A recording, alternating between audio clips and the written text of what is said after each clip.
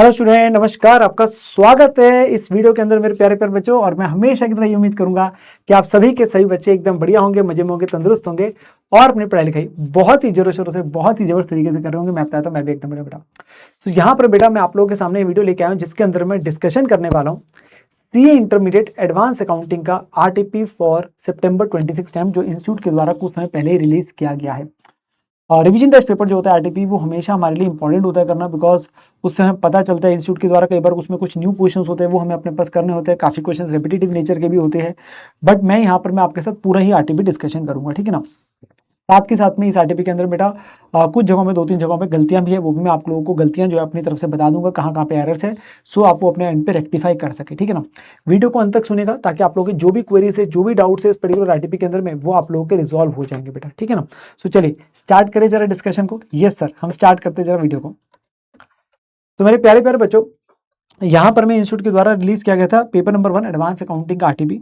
नौ सबसे पहले जो क्वेश्चन आ रहे हैं वो आ रहे बेटा multiple choice question based on case scenarios, ठीक है ना। तो ये केस स्टडी आपके पास दे रखी है, उसको लेके यहाँ पे क्वेश्चन दिया गया।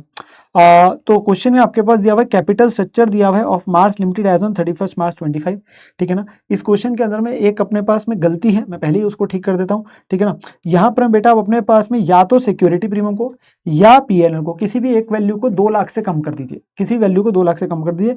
तो मैं लेट से अपने पास में पीएनएल को कर देता हूँ, मैं पीएनएल को कर देता हूँ 2 लाख से कम, वो गलत वैल्यू है, वो गलत वैल्यू है, ठीक है ना। तो मैं यहाँ पे इसको 4 लाख कर देता हूँ। या आप सिक्योरिटी प्रीमियम को कर दीजिए या आप जनरल रिजर्व को कर दीजिए, किसी भी एक वैल्यू को करना है। मतलब इन तीनों में से किसी भी एक वैल्यू को 2 लाख से कम करना है, बिकॉज आंसर आपके पास गलत है उसके अकॉर्डिंगली, ठीक है ना। अच्छा, तो ये आप लोगों को क्या दिया हुआ है, इक्विटी शेयर कैपिटल दे दी है फेस वैल्यू 10 के हिसाब से, जनरल रिजर्व, सिक्योरिटी में पीएनएल, किसी भी एक वैल्यू को करना है। डेवलपमेंट रिबेट रिजर्व है, रिवैल्यूएशन रिजर्व है।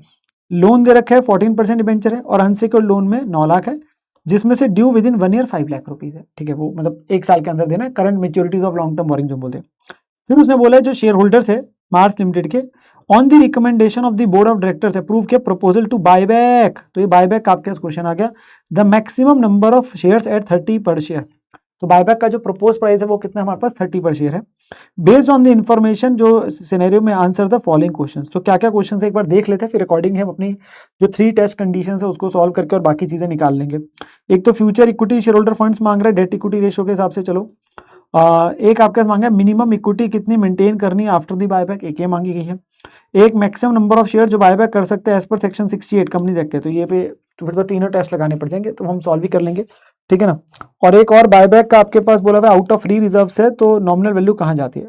ये तो डायरेक्ट है, अभी भी कर सकते हैं, पर चलो हम लास्ट में कर लेंगे। अच्छा, ये आपके पास current maturity of unsecured loan है, वो उसने बोला कहाँ दिखाओगे, तो जनरल है। ये तो एक्चुअली शेड्यूल 3 के हिसाब से, तो ये दोनों क्वेश्चन तो वैसे मैं डायरेक्टली भी मार्क कर सकता हूँ इररिस्पेक्टिव कि बायबैक की जो वैल्यूज कंप्यूट करनी है, पर चलो हम लास्ट में कर लेंगे, ठीक है। पहले 3 पार्ट्स के लिए हमें क्या करना पड़ेगा बेटा, हमें बायबैक की कंडीशंस लगानी पड़ेगी। तो मैं ना आपके पास में क्या करता हूँ, वो कंडीशंस के हिसाब से एक बार सॉल्विंग कर लेते हैं, फिर अकॉर्डिंगली, क्यों करने तीनों ही है कंडीशंस, तो एक बार फिर हम उनको सॉल्व कर लेते हैं, फिर हम अपने पास देख लेंगे। तो मुझे बताओ सबसे पहले टेस्ट कौन सा होता है सर। सबसे पहले होता है शेयर आउटस्टैंडिंग टेस्ट। तो बेटा शेयर आउटस्टैंडिंग टेस्ट जब आप लगाते हो, तो मैं यहाँ पे आपके पास सॉल्व करके दिखाता हूँ। शेयर आउटस्टैंडिंग टेस्ट जब आप लगाते हो तो वो सिंपली उसके हिसाब से क्या होता है सर, जितने टोटल शेयर्स है उसका 25%। तो मुझे बताओ टोटल शेयर्स कितने हैं सर। टोटल शेयर देखो, कैपिटल है 24 लाख, 10 रुपीज का एक शेयर है, तो कितने बन गए 2,40,000 शेयर बन गए, उसका 25%, तो 60,000 शेयर आ जाएंगे पहले टेस्ट के हिसाब से। तो यहाँ पे 2,40,000 का जो शेयर्स है 25% अगर देखेंगे तो बन जाएंगे 60,000 शेयर्स। हमने शेयर निकालने बेटा। फिर अगला टेस्ट कौन सा होता है सर, रिसोर्स टेस्ट। तो रिसोर्स टेस्ट में क्या करते हो सर, रिसोर्स टेस्ट में हम लोग क्या करते हैं, जो paid up capital plus free reserves है उस अमाउंट का, जिसे हम इक्विटी बोलते थे, उसका आपने 25% करना है, उसे डिवाइड करना है बायबैक प्राइस से, ठीक है ना। तो यहाँ पर मैं अगर आप चेक करेंगे ये हमारे पास है, और जनरल रिजर्व लेना है, सिक्योरिटी में स्टेटमेंट ऑफ पीएनएल लेना है। सिक्योरिटी में is a free reserve for the purpose of buyback, ठीक है ना। तो ये आपके पास लेने हैं, और डेवलपमेंट रिबेट रिजर्व और रिवैल्यूएशन रिजर्व फ्री रिजर्व का पार्ट नहीं होता है, ठीक है ना।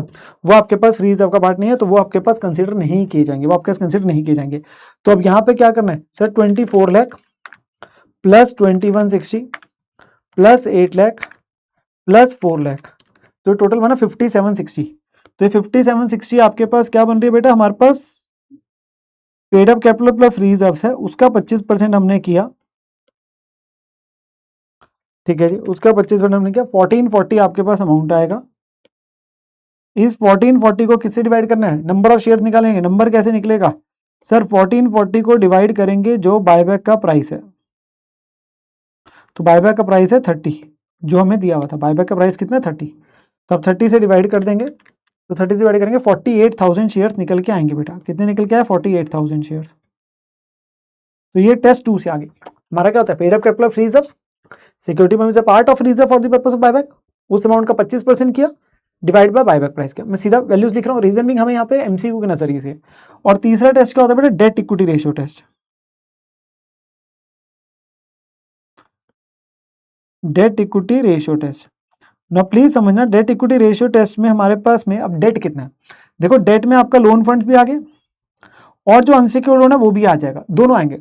जो उसमें ड्यू विद इन 1 ईयर है वो भी आएगा, even though it is a part of आपका करंट लायबिलिटीज में दिखता है, शॉर्ट टर्म बोरिंग के अंदर दिखता है, वो एक अलग बात है, but it is a part of the debt, चाहे शॉर्ट टर्म में चाहे लॉन्ग टर्म में। हाँ, सिर्फ आपका ट्रेड पेबल्स वगैरह क्रेडिटर लिखता है, वो हम अपने पास में अवॉइड कर देते हैं, ठीक है ना। तो ये 55 प्लस 9 लाख 64 लाख हो गया। तो हमारा जो डेट है ना, एक प्रकार से समझना, वो 64 लाख है। अब ये कंडीशन क्या बोलती है, ये कंडीशन बोलती है कि कम से कम इक्विटी आफ्टर द बायबैक कितनी होनी चाहिए, इसका आधा। तो मिनिमम इक्विटी कितनी होनी चाहिए बायबैक के बाद, आफ्टर बायबैक कितनी होनी चाहिए, डेट का आधा।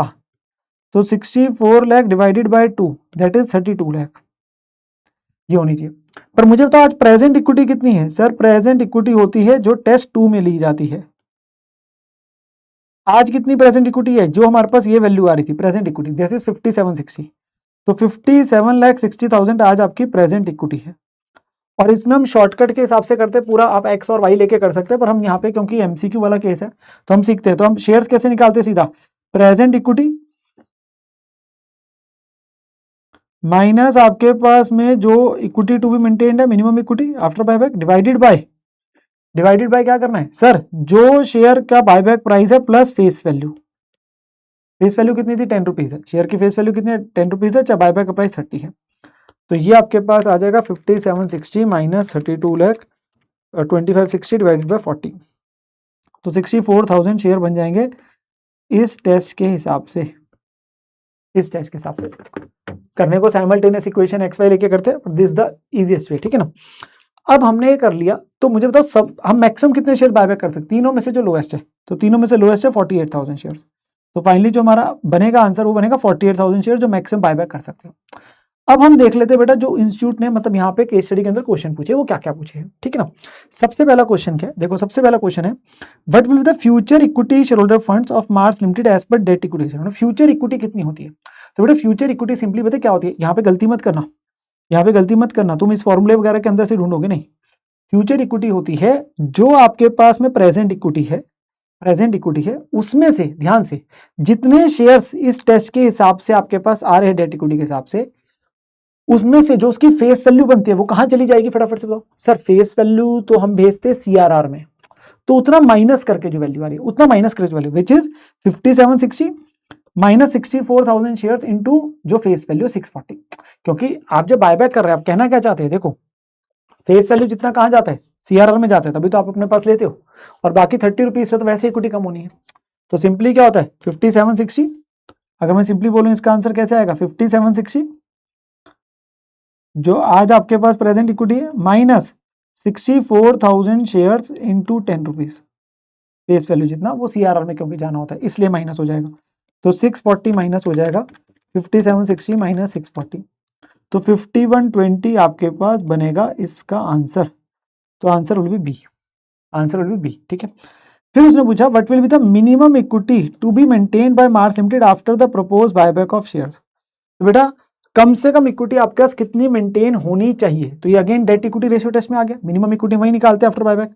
तो मिनिमम इक्विटी हमारी बायबैक के बाद कितनी थी, ये वाली डेट का आधा, डेट का आधा विच इज 32 लाख। तो डेट का आधा था 64 लाख डिवाइडेड बाय 2,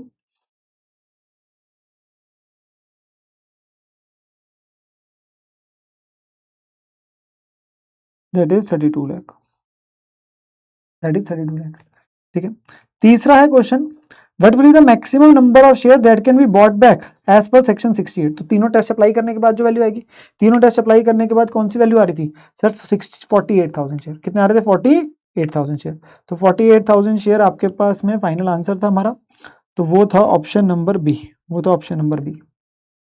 ठीक है जी, यस सर, ये भी आ गया हमारे पास में। ओके, देन अगला क्या आ रहा था, अगला आ रहा है if the Mars Limited buy back its own shares out of the free reserve. अगर आप फ्री रिजर्व से बाय बैक करते हो तो कितने sum equal to nominal value of the shares और bought back share be transferred to. आप कहां बेचते हो नॉमिनल वैल्यू?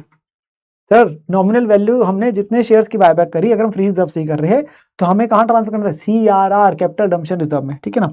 तो वो हमारे पास जो हम एंट्री भी डालते हैं, तो ये आपके पास क्या बन जाएगा? CRR कैपिटल रिडम्पशन रिजर्व में ट्रांसफर करनी पड़ती है nominal value of the shares bought back.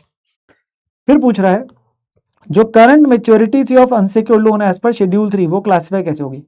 है फाइनेंशियल स्टेटमेंट ऑफ कंपनीज का पार्ट का, कि वो कहां दिखाते हैं? सर हम वो दिखाते हैं करंट लायबिलिटीज के अंदर में शॉर्ट टर्म बोरिंग में।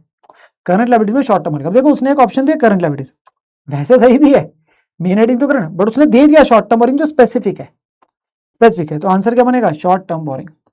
करंट लायबिलिटीज के अंदर शॉर्ट टर्म बोरिंग में जितना अमाउंट लॉन्ग टर्म बोरिंग का अगले 1 साल में पैसा देना होता है, तो वो शॉर्ट टर्म बोरिंग आ गया, ठीक है ना। तो ये पांचों आपके पास हो जाएंगे। इंडिपेंडेंट MCQ तो बाद में आता है। तो हमारे ऑप्शन क्या कहते हैं? बी, ए, बी, सी, बी। तो एक एक करके देख लेते हैं। सबसे पहला बी था, यस सर, बी हमारे पास है। ए था, यस सर, फिर बी, सी, बी, तो बी, सी, बी। तो आंसर आपके सारे जो थे मैंने टैली करा दिए, ठीक है ना, यस सर। आगे बढ़े जरा, इंडिपेंडेंट MCQ पे चलते हैं। अगला है कि इंडिपेंडेंट MCQ जो जनरल MCQ है, तो ये देखते हैं।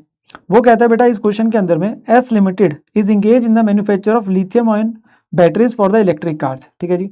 उन्होंने एक न्यू टेक्नोलॉजी बनाई है जो इन्हांस करेगी ऑपरेटिंग एफिशिएंसी बैटरीज की। उन्होंने कैपिटलाइज किया development expenditure of 75 lakh for the same. तो एक टेक्नोलॉजी बनाई है जिसका डेवलपमेंट खर्चा कैपिटलाइज किया गया, तो ये आपका AS26 इंटेंजिबल के अंदर आता है, डेवलपमेंट फेज खर्चा कैपिटलाइज होता है।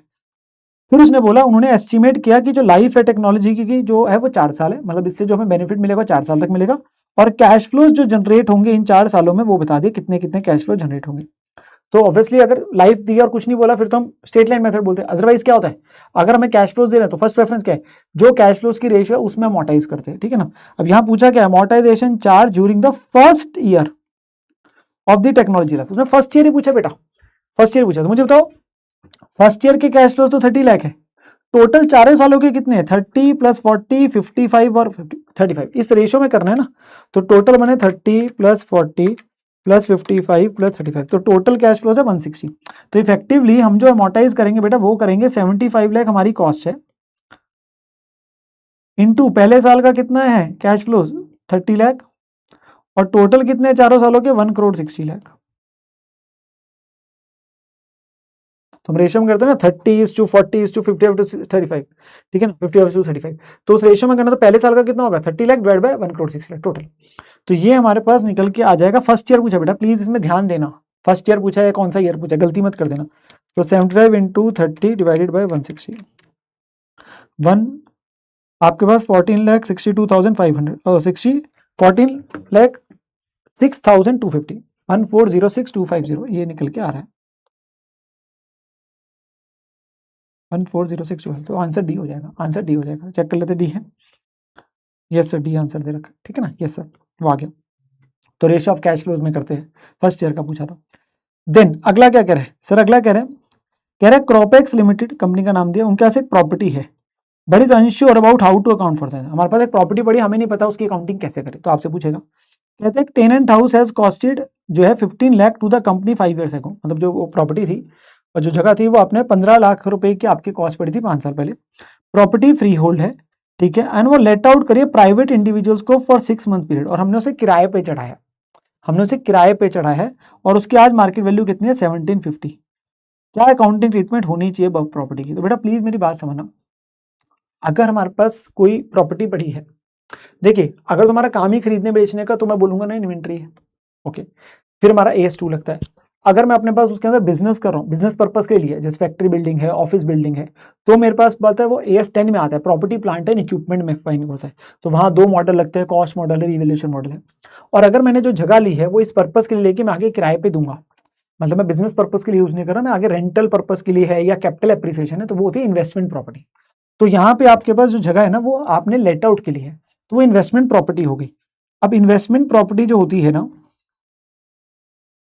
क्या होती है बेटा, इन्वेस्टमेंट प्रॉपर्टी वो हमारी कवर करी जाती है, ध्यान से सुनना, AS 13 के द्वारा अकाउंटिंग फॉर इन्वेस्टमेंट्स। और एक बात पता है क्या है, हम AS 13 में पढ़ते भी हैं, इन्वेस्टमेंट प्रॉपर्टी की अकाउंटिंग पता है कैसे करनी है, वो हमें कहता है इस पे लगाना होता है cost model as per AS 10 वाला, क्योंकि कॉस्ट मॉडल तो हमें AS 10 में दो मॉडल होते हैं जो AS 10 बोलता है PP वाला, कॉस्ट मॉडल, रिवैल्यूएशन मॉडल। हाँ PP है तो दोनों में से कोई भी ऑप्ट कर सकते हो, पर इन्वेस्टमेंट प्रॉपर्टी है तो उसके लिए AS 13 ने बात बोली कि कॉस्ट मॉडल ही लगेगा जो AS 10 में डिफाइन है। मतलब इन्वेस्टमेंट प्रॉपर्टी पे आपका रिवैल्यूएशन मॉडल नहीं लग सकता, कॉस्ट मॉडल लगेगा, मतलब जो कॉस्ट है माइनस एप्शन वगैरह करके वही आप अपने पास दिखा रहे होंगे, उसे फेयर वैल्यू पे नहीं दिखा सकते। तो इसमें यही आंसर आपके पास बनने की बात होगी, क्योंकि वो जो जगह इन्वेस्ट प्रॉपर्टी है लेट आउट के लिए दी है, तो आपके पास क्या होगा, तो उस पर कॉस्ट मॉडल लगता है AS 10 में जो गिवन है, और बोलता कौन बात है, AS 13 बोलता है। तो एक बार देख लेते हैं करेक्ट अकाउंटिंग ट्रीटमेंट में क्या क्या बोला गया। सबसे पहले प्रॉपर्टी ओन्ड है क्रोपेक्स के द्वारा अकाउंटेड होगी cost model as per AS 10 PP। Depreciation जो आपके पास कैलकुलेट करी जाएगी 3 lakh as 5 year useful life. Revaluation आपकी अकाउंटिंग पॉलिसी के हिसाब से गलत होगी बात, रीवैल्यूएशन तो हो ही नहीं सकती, रीवैल्यूएशन मॉडल लग ही नहीं सकता, तो गलत बात होगी ना, ठीक है ना। Held for its investment potential and not for the use, तो हम अपने लिए नहीं कर रहे, बिल्कुल सही बात है, इन्वेस्टमेंट पर्पज के लिए। तो इन्वेस्टमेंट प्रॉपर्टी होगी AS 13 के हिसाब से, जिनकी अकाउंटिंग कैसे होती है in accordance with cost model as prescribed by AS 10। बिल्कुल सारी बातें सही बोल दी, वही जो सीखी, जो आपके पास बात करी वही लिखी है कि इन्वेस्टमेंट प्रॉपर्टी है AS 13 लगेगा, और AS 13 क्या बोलता है कि इसकी अकाउंटिंग कैसे करते हैं, जो कॉस्ट मॉडल AS 10 के द्वारा आपके पास गिवन है वो वाला लगेगा। तो वैसे बी अभी तक बिल्कुल सही आ रहा है। फिर क्या बोल रहा है, इन्वेस्टमेंट प्रॉपर्टी है, चलो AS 13 के हिसाब से apply only fair value model, गलत होगी ना बात, तो current market fair value model की तो बात ही नहीं करता हमारे को, वो कहता है कॉस्ट मॉडल लगना। और प्रॉपर्टी फिर कह रहा है अकाउंटिंग लगेगी AS 10 के हिसाब से और सिर्फ फेयर वैल्यू मॉडल अलाउड होगा, ये भी बात गलत होगी। AS 13 के हिसाब से इन्वेस्टमेंट प्रॉपर्टी है, AS 13 लगेगा। AS 13 बोलता है कि इसकी वैल्यूएशन कैसे करनी है as per the cost model जो AS 10 देता है। तो आंसर क्या बनेगा, बी, आंसर क्या बनेगा, बी, ठीक है जी बात, यस सर। तो ये हमारे पास बी ऑप्शन इसका आ जाएगा जो आंसर है। तो थर्ड का देख लेते हैं क्या है, बी है, बिल्कुल सही, ठीक है ना। Then next one more MCQ आपके पास, ठीक है ना, फिर आगे बढ़ेंगे जो डिस्क्रिप्टिव क्वेश्चन है। One of your junior staff members has few queries on the recognition of a liability. कहते हैं जूनियर स्टाफ मेंबर्स हैं जिनकी कुछ क्वेरीज है लायबिलिटी को लेके उसे अंडरस्टैंड है कि जो लायबिलिटी होती है वो एक प्रेजेंट ऑब्लिगेशन होती है of the enterprise past event से, तो पास्ट में कोई घटना हुई है पहले जिसकी वजह से आज आपके प्रेजेंट ऑब्लिगेशन है। The settlement of which is expected to result in outflow from the enterprise of the resources embodying economic benefit, ठीक है ना, और जिसकी सेटलमेंट पे क्या होगा, आउटफ्लो ऑफ रिसोर्सेज होगा। तो बिल्कुल डेफिनेशन आपकी लायबिलिटी की बिल्कुल सही दे दी उसने। अब वो कह रहा है बताओ इसमें से कौन सी आपके पास लायबिलिटी मानी जाएगी, which of the following is liability. Exxon company is planning to invest in a new machinery और उनको कोटेड प्राइस मिला है 460 का। बेटा हम इन्वेस्ट करने का सोच रहे हैं और हमें किसी ने कोटेशन दिया कि जो आपकी नई मशीन है वो आपको 460 पड़ेगी, क्या वो मेरी लायबिलिटी है? तो आंसर इज नो, हम तो सोच रहे हैं, खरीद तो ना ली। There is no past event, तो this is not a liability. PN company estimate किया current tax charge of 225 on its profits for the year just ended. हाँ जी, साल खत्म हुआ, प्रॉफिट कमाया, क्या उस प्रॉफिट के ऊपर सरकार को टैक्स देना है इनकम टैक्स एक्ट के हिसाब से? आंसर इज, तो उस पर मेरा करंट टैक्स चार्ज बनता है जिसके हम प्रोविजन बनाते हैं, तो क्या वो हमारे पास लायबिलिटी के तौर पे आता है? Answer is yes. तो बात बिल्कुल सही है, तो ये हमारे पास लायबिलिटी की परिभाषा को फुलफिल करा है। पास्ट इवेंट के हमने प्रॉफिट कमाया, उसके ऊपर सरकार को क्या देना है, आपको टैक्स देना है, तो आपकी एक प्रेजेंट ऑब्लिगेशन है उसको देना, और उसकी जब सेटलमेंट करोगे तो there will be outflow of resources. जब आप सेटलमेंट करोगे वो लायबिलिटी को मीट करेंगे तो आपकी जेब से पैसा जाएगा, बिल्कुल बात सही है, तो वो लायबिलिटी की परिभाषा को फुलफिल करता है, ठीक है। RM company business manufactures a product under license.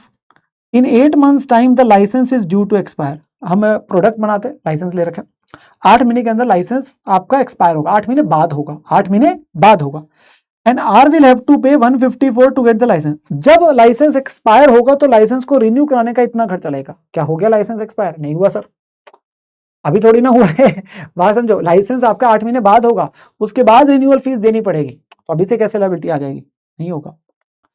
फिर एसएन कंपनी ने इन्वेस्टमेंट्स खरीदी थी 6 महीने पहले 12 लाख की, 12 लाख की। मार्केट वैल्यू इनकी अब गिर चुकी है, मार्केट वैल्यू कम हो चुकी है इनकी, और एस इन्वेस्टमेंट्स की आपके पास वैल्यूड है 10.5 लाख। तो हम इसकी क्या बनाते हैं बेटा, प्रोविजन बनाने की बात करते हैं इन्वेस्टमेंट्स के ऊपर, डिपेंडिंग ऑन आपके पास करंट है कि लॉन्ग टर्म है, एज सेटिंग के हिसाब से you make a provision for the decline, you make a provision for the, हाँ वो प्रोविजन फॉर डिक्लाइन क्योंकि वो एसेट पे बन रहे हैं तो एसेट में से माइनस करते हैं, पर there is no outflow of resources की बात होगी, हम अपने पास लायबिलिटी की बात करेंगे, तो वो liability, there is no outflow of resources की बात हो रही है, ठीक है ना। हाँ, we are going to create provision for the decline, however that provision for decline is in accordance with AS number 13, ठीक है ना। वो जो बनाई जाएगी डिपेंडिंग ऑन करंट इन्वेस्टमेंट है, लॉन्ग टर्म इन्वेस्टमेंट है, उस पर परमानेंट डिक्लाइन है, तो उसके अकॉर्डिंगली आपके पास होगा। तो वो लायबिलिटी में कवर नहीं होता। तुम्हारी लायबिलिटी में क्या आ रहा है सर, हमारी लायबिलिटी में आ रहा है जो आपने टैक्स गवर्नमेंट को देना है अपने प्रॉफिट जो कमाए, तो प्रॉफिट हमने पिछले साल कमाए, उसके ऊपर टैक्स आपको सरकार को देना है, तो वो आपकी प्रेजेंट ऑब्लिगेशन है आज की डेट में, ठीक है ना, और जिसकी सेटलमेंट पे आउटफ्लो ऑफ रिसोर्स होगा। तो आंसर विल बी,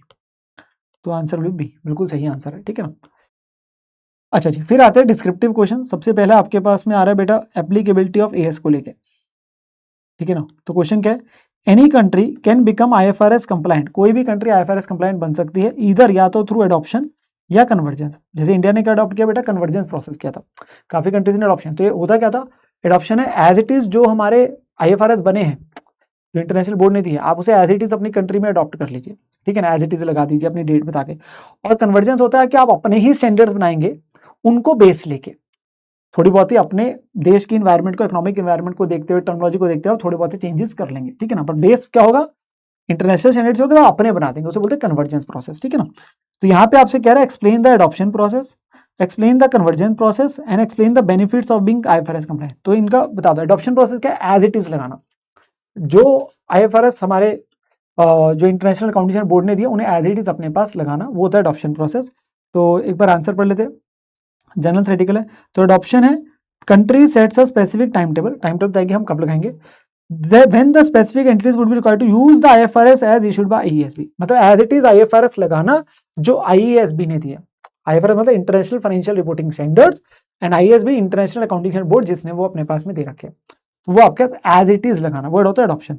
अगला था कन्वर्जेंस। कन्वर्जेंस क्या है कि आप अपने ही स्टैंडर्ड्स बनाएंगे on the base of that standards depending on the economic environment जो आपकी कंट्री में चल रहा है। और इंडिया ने भी क्या किया था, कन्वर्जेंस किया था।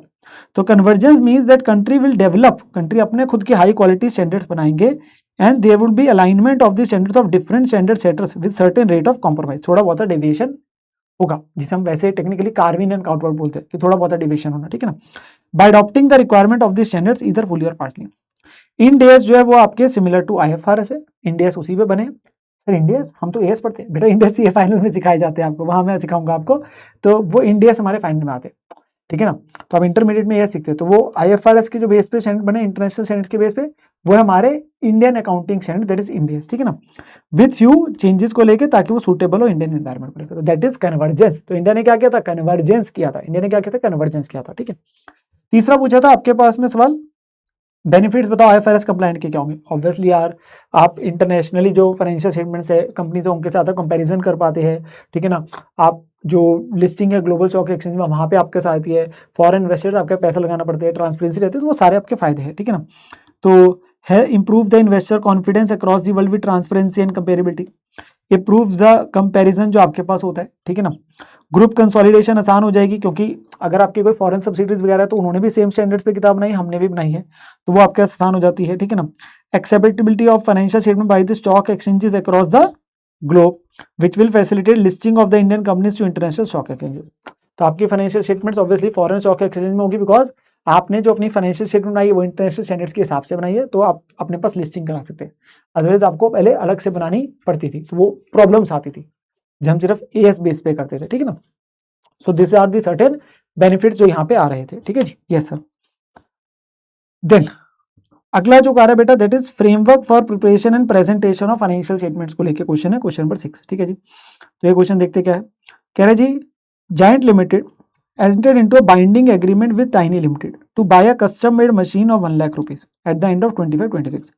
तो हमने एक बाइंडिंग एग्रीमेंट किया, बाइंडिंग मतलब आपके ऊपर, मतलब एक तरीके से आप पाबंद हो उस एग्रीमेंट के अंदर में, आपको अपने पास इंप्लीमेंट करना पड़ेगा, आप खरीदोगे, तो आप एक मशीन खरीदने का आपने एग्रीमेंट कर चुके हो। Before the delivery of the machine Giant limited had to change its method of production, पर मशीन अभी डिलीवर नहीं हुई, उससे पहले आपने अपना प्रोडक्शन मेथड चेंज कर लिया।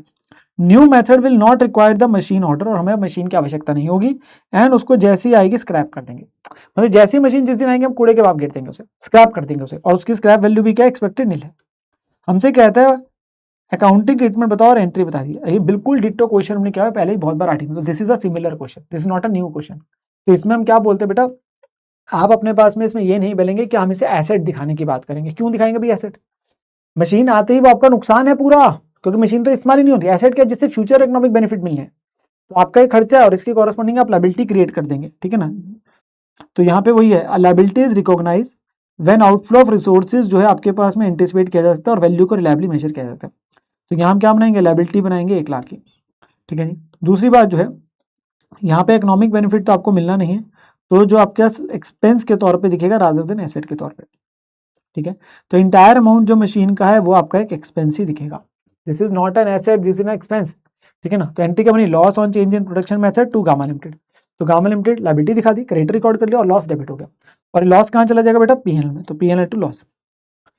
एग्जैक्टली डिटो क्वेश्चन हमारे पास किया गया है इन द फ्रेमवर्क के चैप्टर में, न्यू नहीं है, ये न्यू नहीं है, ठीक है ना। नेक्स्ट देखो क्या क्वेश्चन आ रहा है, दैट इज फ्रॉम दी आपका topic of applicability of as के में आ रहा है आपके पास AS1 disclosure of accounting policy का। अब AS बाय AS चाहते रहेंगे, दैट इज AS1 का क्वेश्चन है, ठीक है ना, डिस्क्लोजर ऑफ अकाउंटिंग पॉलिसीज का क्वेश्चन। क्या, एसएस लिमिटेड ने एक राइट इशू किया है ऑफ शेयर 3 साल पहले, ठीक है। In the offer document it had projected a surplus of 40 crore during the current accounting year. तो हमने कभी राइट इशू किया था, उसमें हमने जब प्रोस्पेक्टस की बात करी थी ऑफर डॉक्यूमेंट, तो उसमें हमने बोला था कि हमें प्रॉफिट होगा, इस साल में प्रॉफिट होगा 40 करोड़ का। जो अभी ड्राफ्ट रिजल्ट बने, जो कच्चे एक प्रकार से अभी फाइनल रिजल्ट ड्राफ्ट रिजल्ट बने on the hitherto followed accounting policies, जो एग्जिस्टिंग पॉलिसी थी, हीदर टू मतलब जो एग्जिस्टिंग पॉलिसीज है उसके बेस पे वहां पे अभी जो बोर्ड ऑफ डायरेक्टर्स को रिजल्ट, उसमें डेफिसिट आ रहा है 10 करोड़। हमने वादा किया था 40 करोड़ का प्रॉफिट आएगा, बट अभी आपका डेफिसिट दिख रहा है बेटा 10 करोड़ का, अभी डेफिसिट दिख रहा है। तो बोर्ड ने in consultation with MD decide किया ऑन दी फॉलोइंग, ये बिल्कुल अगेन डिटो क्वेश्चन किया हुआ है आपके साथ में, ठीक है ना, न्यू नहीं है, ठीक है। तो उसमें क्या क्या, वैल्यू करो ईयर एंड इन्वेंट्री को एट वर्क कॉस्ट, कहता है जो साल के अंत में इन्वेंट्री पड़ी है उसको वर्क कॉस्ट पे दिखाओ, हमको चेंजेस करने जा रहे हैं पॉलिसीज में। 50 crore instead of the hitherto method of valuation of inventory prime cost 30 crore. अभी प्राइम कॉस्ट क्या होता है, जब आप सिर्फ direct material, direct wages, direct खर्चे ले रहे हो। वर्क कॉस्ट क्या होता है, जब आप ओवरहेड्स भी ऐड कर रहे हो, मैन्युफैक्चरिंग ओवरहेड्स, जिसे वर्क ओवरहेड बोलते हैं, फैक्ट्री ओवरहेड्स बोलते हैं। तो ऑब्वियसली जब आप ओवरहेड्स ऐड करते हैं, जो फैक्ट्री के इंडायरेक्ट खर्चे एक प्रकार से, तो आप वो अपने पास में इन्वेंट्री की वैल्यू बढ़ जाएगी। अब देखो क्लोजिंग स्टॉक बढ़ाओगे तो प्रॉफिट बढ़ेगा। अब इस क्वेश्चन के अंदर पता क्या है, हमें चेंज इन अकाउंटिंग पॉलिसी वाला पार्ट की थ्योरी लिखनी है कि चेंज इन अकाउंटिंग पॉलिसी आपके पास होता है तो उस समय क्या बताना पड़ता है, डिस्क्लोजर देना पड़ता है, और सबसे इंपॉर्टेंट आपको इंपैक्ट क्वांटिफाई करना पड़ता है, तो वो सबसे इंपॉर्टेंट है। आपने पॉलिसी चेंज क्यों करी, आपका इंपैक्ट वगैरह, तो वो है। ये क्वेश्चन एक्चुअली सही माने तो टेक्निकल एस्पेक्ट पे नहीं है ज्यादा, बट थोड़ी इंग्लिश फ्रेमिंग को लेकर ज्यादा, ठीक है ना। तो यहाँ पे हमने बस वो रीजन देना और इंपैक्ट बताना है। तो सबसे पहले तो इन्होंने यहाँ पे जनरल ज्ञान दिया है कि जो चेंज इन पॉलिसी होती है तो क्या किया जाता है, तो पहले वही पैराग्राफ लिखा है, ठीक है ना। तो उसमें बातें क्या, जब भी चेंज होगा पॉलिसी में जिसका मटेरियल इफेक्ट है करंट पीरियड में या आने वाले समय में, उसे डिस्क्लोज करना होता है, ठीक है ना। उसका अमाउंट, आपने अमाउंट किससे चेंज पड़ा है वो इफेक्ट बताना होता है, ठीक है ना। अगर अमाउंट एसेटेबल नहीं होता है तो फैक्ट बताना होता है, मतलब आपका कितने से प्रॉफिट पे इंपैक्ट पड़ रहा है उसका इंपैक्ट बताइए। नहीं बता सकते इंपैक्ट तो एटलीस्ट फैक्ट बता दीजिए कि पॉलिसी में चेंज किया पर आपका अमाउंट एसेट नहीं हो सकता, तो वो आपको चीजें बतानी है। अब जो नोट्स जो अकाउंट्स की ड्राफ्टिंग की बात हो रही है, क्योंकि क्वेश्चन की रिक्वायरमेंट अगर आप देखेंगे तो उसने आपसे यही पूछा लास्ट में जाके, you are asked by the directors to draft the notes for inclusion in the annual. तो आपको नोट्स टू अकाउंट्स बनाने हैं, तो उसके अंदर में क्या होगा, जैसे सबसे पहला पॉइंट है, तो हमने पॉलिसी चेंज क्यों करी, अब ये जनरल रीजन है जो बताया जा रहा है, ठीक है ना, कि हम कैपिटल इंटेंसिव में जा रहे हैं, मान लीजिए हमने मशीनें बहुत लगाई तो ऑब्वियसली उसके खर्चे वगैरह आपके पास आ रहे हैं, तो वो रीजन हो गया। दैट रीजन एक बार पढ़ेंगे फ्रेमिंग हो जाएगी। मेन है इंपैक्ट जो क्वेश्चन से डायरेक्ट आ रहा है, ठीक है ना। तो यहाँ पे change in method of valuation of inventory का पॉइंट है, इस साल इन्वेंट्री को वैल्यू कर रहे हैं वर्क कॉस्ट पे instead of valuing at prime cost, जिससे आपके पास क्यों करा गया, capital intensive method of production हो रहा है, क्योंकि हमारा हैवी कैपिटल एक्सपेंडिचर इस साल लगा, तो हम ड्राफ्टिंग कर रहे हैं। कि क्यों ऐसा किया, क्योंकि हमने ज्यादा capital intensive method of production लेके आए, मशीनें ज्यादा लगाई, अब लेबर का कम इस्तेमाल करते हैं तो उससे मशीनें लगी, तो मशीन के खर्चे आ गए, मशीन की डेप्शन आ गई, वो सारे खर्चे भी आपके ओवरहेड्स का पार्ट बन जाएंगे, इसलिए अब उन खर्चों को भी कॉस्ट का पार्ट लेना है इसलिए, ठीक है ना। और इसकी वजह से मेन जो चीज आ रही है कि इन्वेंट्री जो है वो आपकी वैल्यू करी गई है 50 करोड़ पे, पहले थी 30 करोड़ पे, और इससे मेन क्या होगा, क्लोजिंग स्टॉक बढ़ने से प्रॉफिट बढ़ जाएगा, मेन ये चीज है। The profit will be increase by 20 crore, profit आपका 20 करोड़ से बढ़ जाएगा, ठीक है ना। Yes sir. फिर अगला पॉइंट है, provide depreciation for the year on straight line basis on account of substantial addition in the gross block during the year instead of reducing balance method which was hitherto adopted. तो पहले हम WD method लगाते थे reducing, अब हमने बोला हम straight line method लगाएंगे क्योंकि हमने काफी सारे एसेट्स खरीदे हैं, जिसकी वजह से चार्ज फॉर डेप्रिसिएशन है 27 crore is lower than the amount of 45 crore which would have been provided had the old method been followed by 18 crore. अब ये क्या इंग्लिश लिख दी, वो ये कह रहा है आप पहले फॉलो कर रहे थे WTV, अब आप फॉलो करो स्ट्रेट लाइन। ऐसा करने से जो आपका डेप्रिसिएशन का इस साल का अमाउंट है वो कम बैठेगा। अब आपका डेप्शन का अमाउंट आएगा 27 करोड़ का, जबकि पहले पिछले मेथड के हिसाब से अगर कंप्यूट करते तो 45 करोड़ बनती डेप्शन। तो दोनों का डिफरेंस हो गया 18 करोड़। तो पहले मेथड से 45 CR बनती, अब बन रही है 27 CR। तो इफेक्टिवली हमारा 18 करोड़ से कम डेप्शन का खर्चा डलेगा। अगर आप PNL में एक्सपेंस कम डालोगे तो प्रॉफिट आपका बढ़ जाएगा, एक्सपेंस कम डालोगे तो प्रॉफिट बढ़ जाएगा, ठीक है ना। तो यहाँ पे वही बात आपके पास लिखी जा रही है, ठीक है ना। तो change in method of providing the depreciation, तो उसमें वही है, due to heavy capital intensive method change करने की बात करी WDV से रिड्यूसिंग बैलेंस स्ट्रेट लाइन, जिसकी वजह से डेप्शन कितनी प्रोवाइड हो रही है 27 करोड़, जो कि 18 करोड़ कम है। तो उससे होगा क्या मेन चीज, प्रॉफिट बढ़ जाएगा 18 करोड़ से, प्रॉफिट बढ़ जाएगा 18 करोड़ से, ठीक है ना। अच्छा, यहाँ पे मैं एक छोटी सी टेक्निकल बात कर लूँ आपके साथ। टेक्निकल बात बेटा ये है कि इस पर्टिकुलर पार्ट के आंसर में actually this is not a change in policy. Question में गिवन है, हमने वैसे ही बस ड्राफ्टिंग करनी है। जब आप अपने पास अकाउंटिंग से पढ़ते हैं तो जब हम AS 10 भी पढ़ते हैं तो वहां पे जब हम मेथड ऑफ डेप्शन चेंज करते हैं तो that is actually change in accounting estimate. हाँ, AS 5 के हिसाब से उसका डिस्क्लोजर इंपैक्ट देना होता है तो वो कर लीजिए, बट अगर मैं बोलूँ ना this is not change in policy, वैसे this not change in accounting policy, ये चेंज इन अकाउंटिंग एस्टिमेट की परिभाषा में आता है वैसे, ठीक है ना। वो नॉलेज परस्पेक्टिव से वो कहीं पे बात नहीं आ रही, बट आपको आइडिया होना चाहिए, ठीक है ना। क्योंकि ये ना लगे कि ऊपर चेंज इन पॉलिसी को लेकर बात हमने लिखी थी पैराग्राफ में और उसने बोला था हम पॉलिसी चेंज करने की बात कर रहे हैं, तो इसलिए मैं वैसे क्लियर कर देता हूँ। तो ये चेंज इन एस्टिमेट होता है, ठीक है ना। फिर कहते हैं not to provide for after sale expenses during the warranty period. Provide for नहीं करना, वो कहता है हम अभी तक क्या कर रहे थे, हम सेल करते थे तो सेल के बाद लोगों को वारंटी देते थे कि आपका प्रोडक्ट खराब हो जाएगा तो हम रिप्लेस कर देंगे, ठीक करके देंगे विदाउट एनी कॉस्ट, तो we are giving the warranty, ठीक है। तो उसके हमारे खर्चे लगेंगे तो उसकी प्रोविजन बनाते थे। अब ये 29 बोलते हैं कि वारंटी की क्या बनाई, प्रोविजन बनाई, ठीक है ना। अब हमने बोला कि हम इस साल से प्रोविजन नहीं बनाएंगे, हमने क्या बोला, इस साल से हम प्रोविजन नहीं बनाएंगे। Till last year provision of 2% of the sales used to be made under the concept of matching of cost against revenue. पिछले साल तक हम बना रहे थे कि भाई हम अगर रेवेन्यू पूरा दिखा रहे हैं तो हम कॉरेस्पॉन्डिंग जो उसका खर्चा लगना है, जो हमने वारंटी दे रहे हैं उसकी कॉरेस्पॉन्डिंग हम प्रोविजन बना रहे थे। अब वो कहते हैं और एक्चुअल खर्चों को हम क्या करते थे, प्रोविजन से एडजस्ट करते थे, कि जब जब एक्चुअल खर्चा आता था प्रोविजन बनाते थे तो प्रोविजन से एडजस्ट करते थे। कहते हैं अब हमने डिसाइड किया कि हम खर्चों को कब करेंगे रिकॉर्ड, जब होगा। कहते हैं हमने प्रोविजन बनानी बंद कर दी, अब हम खर्चा तभी रिकॉर्ड करेंगे एक्चुअल खर्चा जब एक्सपेंस होगा, जब एक्चुअली में कोई ठीक कराने आएगा, मान लो वारंटी का कॉस्ट लगेगा, तब हम खर्चा रिकॉर्ड करेंगे। We are not making any provision. और इस साल सेल हुई है 600 करोड़ की, तो इससे फर्क क्या पड़ेगा बेटा, देखो अगर आप अपने पास में प्रोविजन बनाते तो 600 करोड़ का 2% कितना बन गया, 12 करोड़। आप इतने की प्रोविजन बनाते तो प्रॉफिट कम होता, क्योंकि बात आ रही। अब आप नहीं बना रहे प्रोविजन, ना बनाने से क्या हो गया, प्रॉफिट बढ़ गया ना। और जो खर्चा है वो तो अगले सालों में आएगा ना, जब जब एक्चुअल होगा।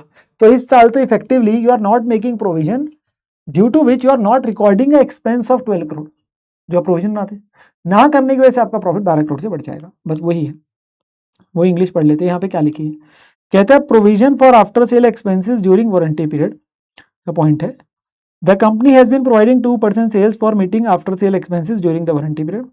क्योंकि रीजन क्या देते हैं, इंप्रूव मेथड ऑफ प्रोडक्शन। भाई हमारा प्रोडक्शन मेथड इंप्रूव हो गया तो हमें लगता है कि डिफेक्ट्स कम आएंगे, तो हम क्यों बनाए भाई, जब आएगा तब की तब देख लेंगे। तो प्रोबेबिलिटी ऑफ डिफेक्ट्स जो है वो कम हो गया, और इसकी वजह से प्रॉफिट जो है, मेन चीज वही आ गया, प्रॉफिट जो आपका है इस साल 12 करोड़ से बढ़ जाएगा, 12 करोड़ से प्रॉफिट बढ़ जाएगा, ठीक है ना। और लास्ट पॉइंट इसमें क्या है, कहता है provide for the permanent fall, वो फॉल है, फेल लिखा है, provide for the permanent fall in the value of investments which has taken place over the past 5 year, provision being 10 crore.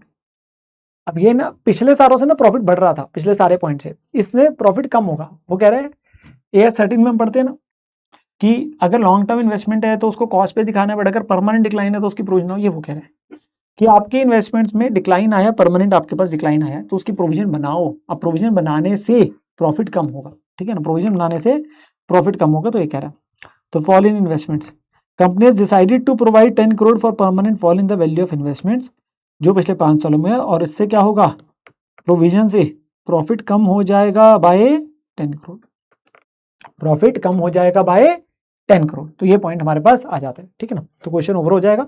Similar question हमने ऑलरेडी AS1 में किया होता है अपने पास क्लास में, ठीक है ना, नया क्वेश्चन नहीं था। अगला क्वेश्चन देखेंगे बेटा, हमारे पास आ रहा है AS नंबर 2 से वैल्यूएशन ऑफ इन्वेंट्री से। इससे आ रहा है AS number 2 valuation of inventory से, ठीक है ना। क्वेश्चन क्या है, सन लिमिटेड, वो कहता है Sun Limited has fabricated special equipment. उसने बोला सन लिमिटेड ने एक स्पेशल इक्विपमेंट फैब्रिकेट किया, सोलर पावर पैनल, ठीक है जी, जो कि बनाते during 24-25 as per the drawing and design supplied by the customer. तो हम बेसिकली सोलर पावर पैनल बनाते हैं कस्टमर के लिए, वो हमें डिजाइन वगैरह बना बोलते हैं कि ऐसे बनाना है, हम उसके अकॉर्डिंगली बना देते हैं।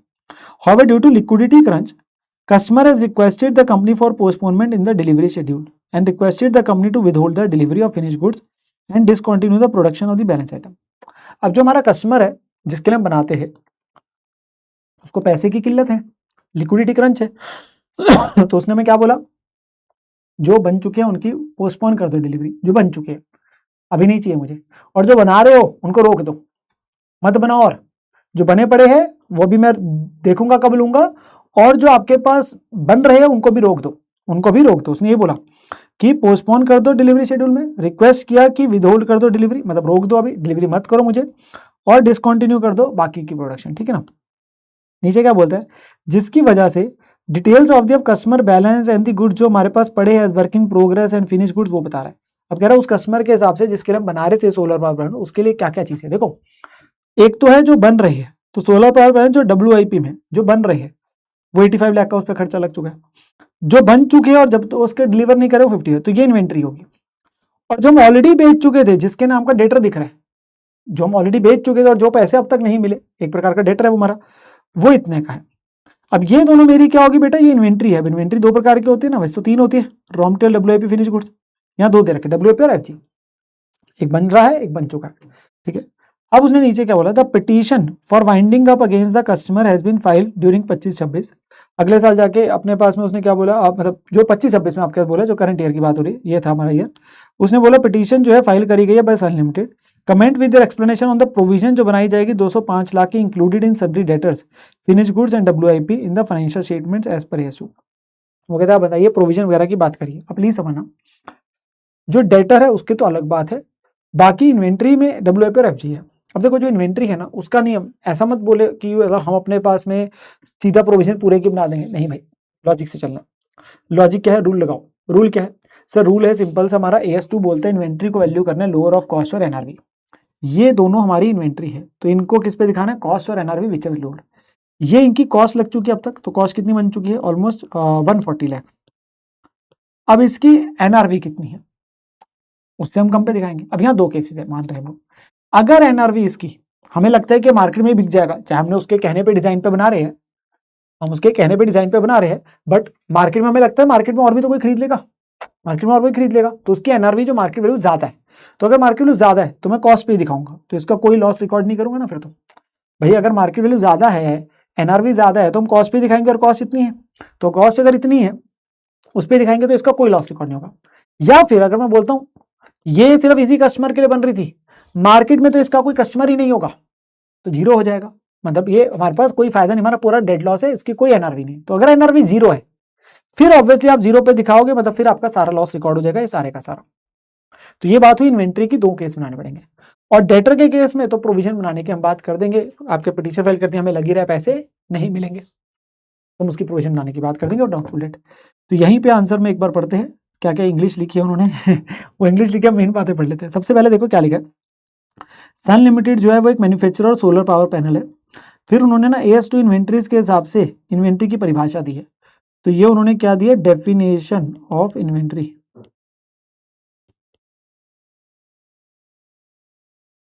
डेफिनेशन ऑफ इन्वेंट्री जिसमें क्या लिखा है, held for sale in the ordinary course of business, in the process of production for sale, या in the form of material supply जो कंज्यूम होंगे, ठीक है ना।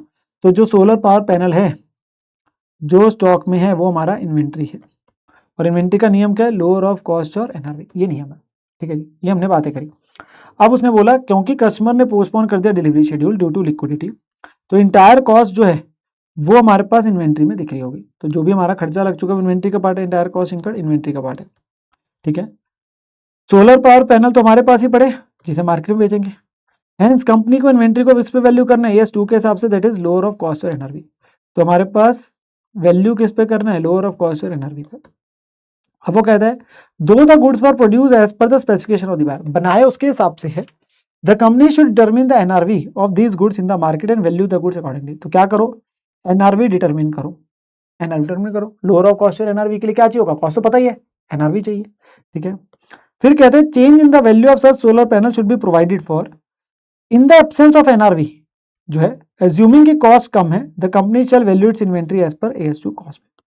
अगर क्योंकि एनआरवी दी नहीं है तो हम क्या मान रहे हैं कि कॉस्ट ही कम है, मतलब एनआरवी ज्यादा होगी, एनआरवी ज्यादा होगी तो कंपनी किस पे दिखाएगी, कॉस्ट पे ही दिखा देगी 140 लाख पे, तो कोई प्रोविजन नहीं बन रही। बट ऑल्टरनेटिवली अगर एज्यूम करते हैं कि कोई और बायर ही नहीं है मार्केट में, मतलब ये कोई खरीदेगा नहीं, तो कस्टमाइज था, ठीक है ना, तो हम ये क्या मान सकते हैं, एनआरवी जीरो है।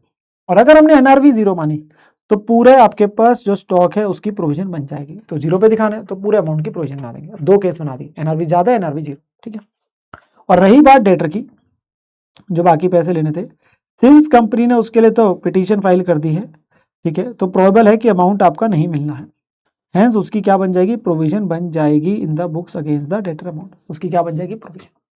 तो आपका आंसर मैं ये नहीं कह रहा आप रट्टा मारो, आपको पता होना चाहिए और आपको प्रिंसिपल सिखाना है, वो कहानी जो मर्जी बनाते रहे। अगर आपका बेटा कॉन्सेप्ट क्लियर है तो आप इजिली आंसर कर पाएंगे। तो क्वेश्चन आपके पास मार्क कर सकते हैं, ठीक है ना, बट कॉन्सेप्ट पे है, बिल्कुल बेस्ड है, इजी क्वेश्चन है, मुश्किल नहीं है, बेस वन टाइम देखना जरूरी है, ठीक है ना।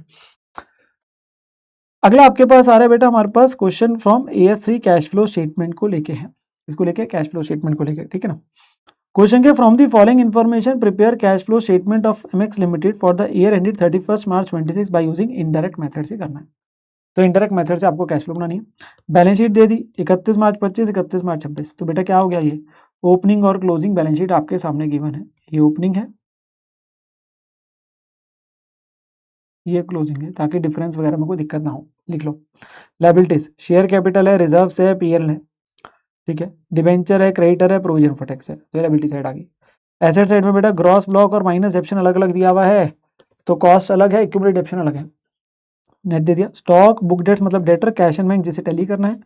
मिसलेनियस खर्चों में भी दे रखा है, discount on issue of shares, वैसे होता नहीं है ठीक है ना, बस पुराने क्वेश्चन को किसी को कॉपी पेस्ट किया हुआ है तो वो है, क्योंकि शेयर्स पे डिस्काउंट की बात नहीं आती ना, तो आपके पास वो दे रखा है। चलो, तो 10,000 पहले था, 7500 अब है, तो वैसे तो अब आज के डेट में हम बोलते हैं सारा इमीडिएटली राइट ऑफ हो जाता है, पर क्वेश्चन ने इन्फॉर्मेशन में दिया तो मान लो कि 10,000 है, अभी भी 7500 दिख रहा है, तो हमने राइट ऑफ कितना किया, 2500, यानी कि सेम तरीके से प्रीलिमिनरी ओपनिंग में इतना दिख रहा था, क्लोजिंग में इतना, वैसे अब पूरा राइट ऑफ उसी साल कर देते हैं, बट यहाँ दे रखी है तो हमने जितना राइट ऑफ किया है उससे प्रॉफिट कम हुआ होगा, तो वो नॉन कैश नॉन ऑपरेटिंग में ऐड बैक हो जाएगा, ठीक है ना, तो वो आपके पास हम देखेंगे कैश फ्लो में, वैसे होता नहीं है जल्दी क्वेश्चन में। बाकी उसने P&L अप्रोप्रिएशन अकाउंट भी दे दिया इस साल का बना के, जो कि अकाउंट के रूप में दे दिया स्टेटमेंट फॉर्म की बजाय। ओपनिंग बैलेंस 40, ये हमें ओपनिंग बैलेंस ना क्लोजिंग बैलेंस देखो यहाँ दिया हुआ था 40 और 65, तो ये उसने उसका अकाउंट ही बना दिया, कैसे आ रहा है, तो 40 या 65 है। अब वो खुद कह रहा है इस साल का नेट प्रॉफिट वैसे कितना था, 135, ये करंट ईयर प्रॉफिट हो गया। रिजर्व में कितना भेजा, 30, तो 30 भेजने से रिजर्व बढ़ जाएंगे ना, तो देखो रिजर्व एक्चुअली भी आपके 30 से ही बढ़े हैं, ये 30 जो बढ़ रहे हैं कैसे बढ़ रहे होंगे, जो P&L से रिजर्व में गया होगा, ठीक है ना, तो वो आपके पास दे दिया। और एक अब बोल रहा है जो इंटरिम डिविडेंड पे किया, इंटरिम क्या होता है, जो उसी साल में डिक्लेयर हो गया, उस साल में पे हो गया, बात खत्म हो गई अभी, तभी आपकी बैलेंस शीट में कोई डिविडेंड पेबल वगैरह वैसे है नहीं, तो ये आपका 80,000 पे किया है जो इंटरिम डिविडेंड, तो ये सीधा कहाँ जाएगा, ये फाइनेंसिंग एक्टिविटी में जाता है। अच्छा मेरी बात समझना, जब हम कैश फ्लो बनाएंगे ना, ध्यान समझना, जब हम कैश फ्लो बनाएंगे देयर आर टू वेज है, या तो आप दे दो डिफरेंस इन P&L से चलोगे, और फिर जितना रिजर्व में भेजा, जितना इंटरिम डिविडेंड थी वो ऐड बैक करो। चाहिए क्या होता है पहले स्टेप में, प्रॉफिट बिफोर टैक्स, मतलब जो प्रॉफिट आपको दे रखा है इस साल का, तो प्रॉफिट तो 135 दे ही दिया ना, तो आप सीधा 135 से शुरू कर लो ना, आप डिफरेंस लोगे फिर ये दोनों ऐड करोगे, बात तो वही है ना। तो हमारा सीधा प्रॉफिट कितना है इस साल का आफ्टर टैक्स, 135, तो हम सीधा ही 135 से शुरू कर लेंगे, सीधा ही 135 से शुरू कर लेंगे। तो यहाँ पे अगर आप देखेंगे तो कैश फ्लो स्टेटमेंट जो आपके पास में, जो आपके पास बननी है बेटा, ठीक है ना, उसमें नेट प्रॉफिट इस साल कितना दिया है, नेट प्रॉफिट बिफोर टैक्स नहीं है, एक्चुअली आफ्टर टैक्स है, क्योंकि प्रोविजन दे रखी है, तो मैं जहां जहां गलतियां बेटा उसे ठीक कर देता हूँ, 135 है। अब इसमें पहले क्या ऐड होता है, प्रोविजन फॉर टैक्स, क्योंकि टैक्स की प्रोविजन दे रखी है, ठीक है ना, टैक्स की प्रोविजन दे रखी है, ये है ओपनिंग, ये है क्लोजिंग। अब मुझे बताओ अगर कुछ नहीं बताया तो क्या मानते हो? कुछ नहीं बताया तो क्या मानते हो? सर हम ये मानते हैं, ये मानते हैं कि जो 80 है वो करंट ईयर की प्रोविजन है, मतलब करंट ईयर इतनी प्रोविजन बनाई है, और जो ओपनिंग दे रखा है वो हमने इस साल पे किया होगा, वो हमने पे किया होगा। ठीक है ना, तो इस साल की प्रोविजन कितनी है 80, तो हम 80 को क्या कर देंगे, ऐड बैक कर देंगे। अकाउंट बनाना, अकाउंट बना लो, पर डायरेक्ट अकाउंट तब बनाना पक्का है कि जब करंट ईयर की प्रोविजन या पेमेंट की अलग से वैल्यू देता हो तो हम अकाउंट बना के दूसरी वैल्यू निकालते हैं। नहीं है तो क्लोजिंग प्रोवाइड फॉर है, ओपनिंग पेड है, यही आपके पास है। तो 80 आपका क्या हो जाएगा, एड बैक हो जाएगा। देखो प्रोविजन फॉर टैक्स, एक्चुअली इसके बाद निकाल के दिखाना चाहिए प्रॉफिट बिफोर टैक्स, तो सही मायने प्रॉफिट बिफोर टैक्स होता है 135 प्लस 80, वो एक सेपरेट आइटम आती है। फिर आती है नॉन कैश नॉन ऑपरेटिंग चीजें। अब नॉन कैश नॉन ऑपरेटिंग में क्या क्या है बेटा, देखो सबसे पहले अगर मैं एसेट साइड से देखूं तो देखो ये ग्रॉस ब्लॉक दे रखा है, ग्रॉस ब्लॉक क्या, कॉस्ट, और ये है इकट्ठी की हुई डेप्शन। तो अगर आपको देखो वैसे तो यहाँ डायरेक्ट भी हो जाएगा, पर कई बार होता है बच्चों को नहीं सर अकाउंट बनाओ, तो देखो मैं अकाउंट बनाता हूँ। तो आपका जो पीपी में कॉस्ट वाले का अकाउंट बनना है और एक्यूमुलेटेड डेप्शन का अकाउंट बनना है, वैसे आवश्यकता नहीं है यहाँ पे क्योंकि डायरेक्ट है, क्योंकि वो तब ज्यादा जरूरी होता है जब वो कुछ अपनी तरफ से देता है, कोई सेल किया कुछ किया, यहाँ तो डायरेक्ट वैल्यूज है। ठीक है ना, तो सीधा ही डिफरेंस आ जाएगा। अब देखो ग्रॉस ब्लॉक में क्या है, ये 10 लाख ओपनिंग है और क्लोजिंग कितना है 1120, तो ये to balance brought down 10 lakh है और बैलेंस कैरी डाउन कितना है 1120।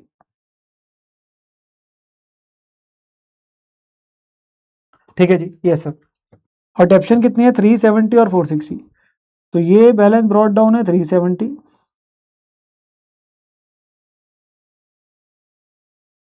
और ये बैलेंस कैरी डाउन है 460।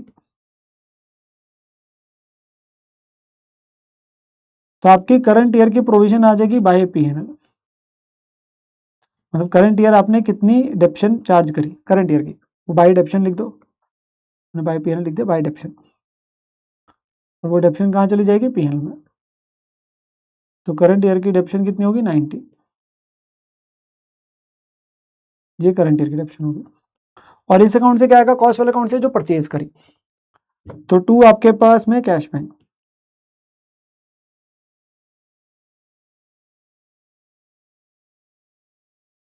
तो परचेज कितने का करा 120, जो कौन सी एक्टिविटी में होगा बेटा, इन्वेस्टिंग एक्टिविटी में, वो इन्वेस्टिंग में जाएगा, समझे बात को, तो हम बाद में डाल देंगे। तो अभी पीएनएल में क्या आ गया, फिक्स एसेट्स का क्या आ जाता है, या तो कोई बेचा उसका प्रॉफिट लॉस या डेप्शन, तो यहाँ पे डेप्शन आपके पास आ जाएगा विच इज योर 90,000। ठीक है ना, फिर स्टॉक और बुक डेट्स वगैरह का तो क्या जाएगा, चेंज जाता है वर्किंग कैपिटल में, ये हमें टैली करना है।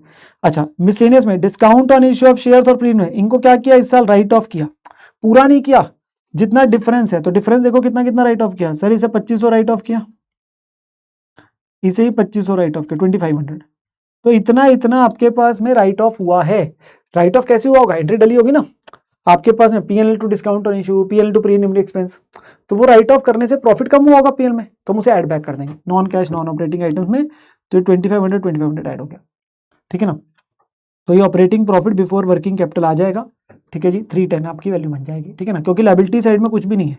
हाँ डिवेंचर का हो सकता था अगर रेट अटैच होता, कोई इंटरेस्ट वगैरह होता, सर इंटरिम डिविडेंड वगैरह कुछ ना हो, वो तो सीधा पेड इंटरिम डिविडेंड, तो कहाँ जाना है, फाइनेंसिंग में जाना है। ठीक है ना, और आपका लायबिलिटी साइड में और किसी चीज का कुछ नहीं है। ठीक है, ये जो ऑपरेटिंग में आए, अभी हमारे डलने चेंजेस इन वर्किंग कैपिटल, मतलब नॉन कैश नॉन ऑपरेटिंग कुछ नहीं था, अब आएंगे changes in working capital which is stock debtor creditor, इनके चेंजेस, तो एक एक करके देख लो।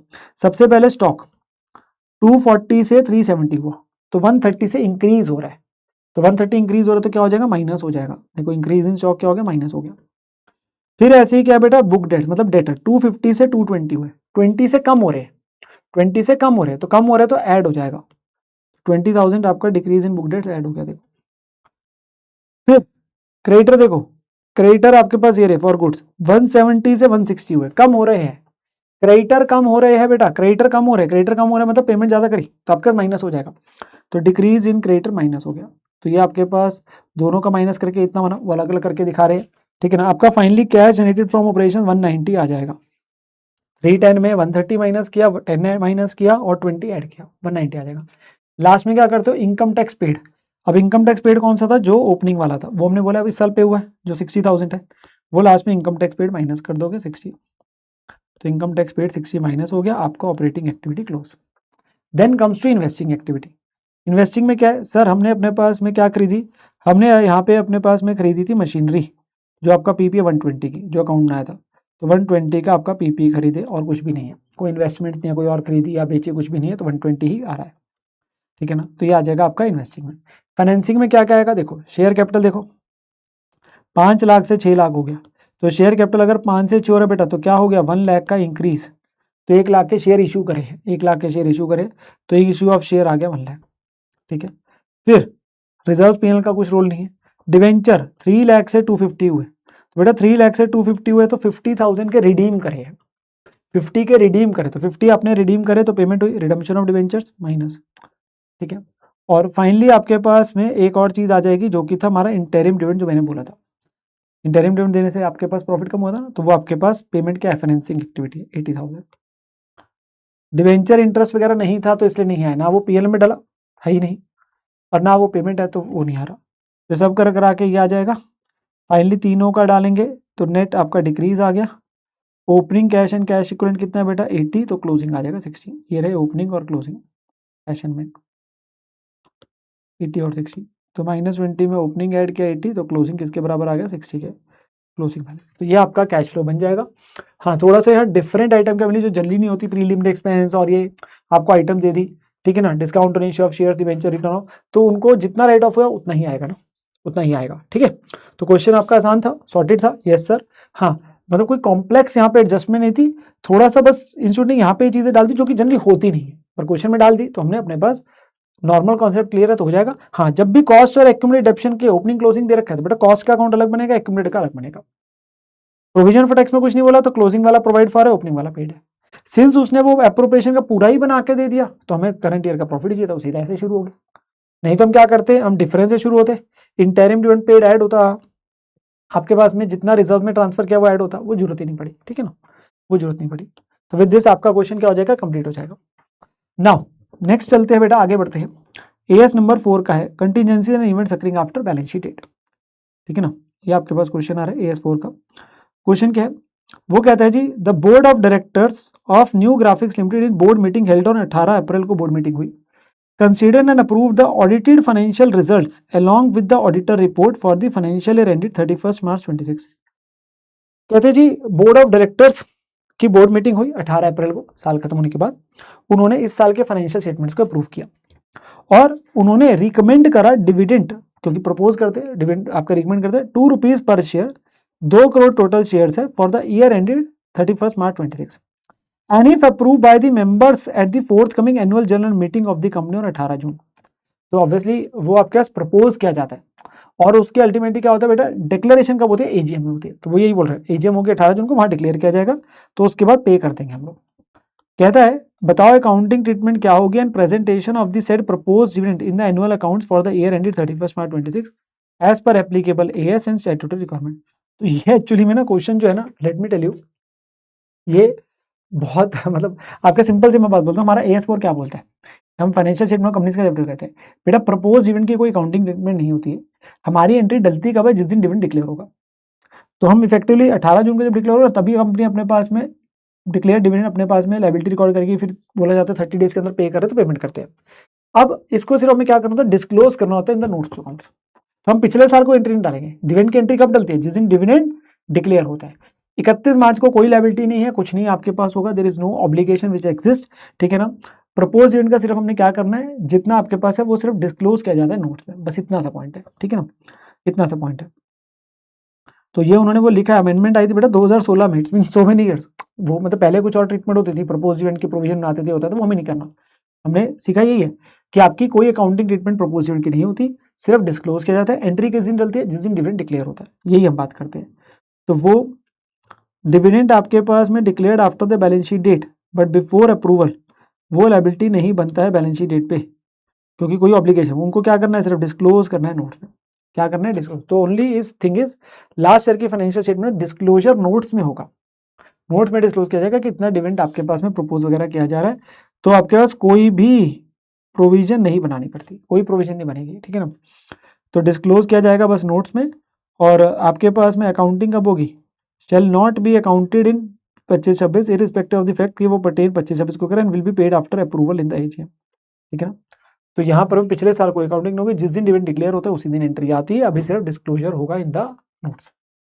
एंट्री कब डलती है, जिस दिन डिविडेंड डिक्लेयर होगा, ठीक है ना। बस वही पॉइंट है, एग्जैक्टली डिटो क्वेश्चन नोट्स में है, देयर इज नथिंग न्यू, मतलब बिल्कुल न्यू आपका क्वेश्चन नहीं था, किया हुआ क्वेश्चन था, ठीक है ना। अगले वाला भी किया हुआ क्वेश्चन आ रहा है बेटा, बिल्कुल नोट्स में किया हुआ है। AS5 नेट प्रॉफिट और loss for the period prior period and changes in accounting, ये बिल्कुल सेम क्वेश्चन है। देखो मतलब मैं आपको बताया था, ये बिल्कुल सेम था AS4 वाला, AS नंबर 5 वाला बिल्कुल सेम क्वेश्चन है, ठीक है ना।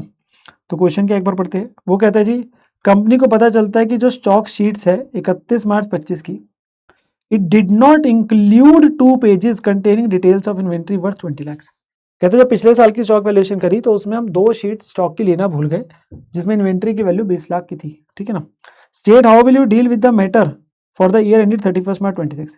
करंट ईयर में कैसे डील करोगे, तो बेटा लास्ट ईयर गलती करी है, इट इज एन एरर, भूल गए तो ओमिशन वगैरह हो रही है, तो इसे हम क्या बोलते हैं, प्रायर पीरियड आइटम।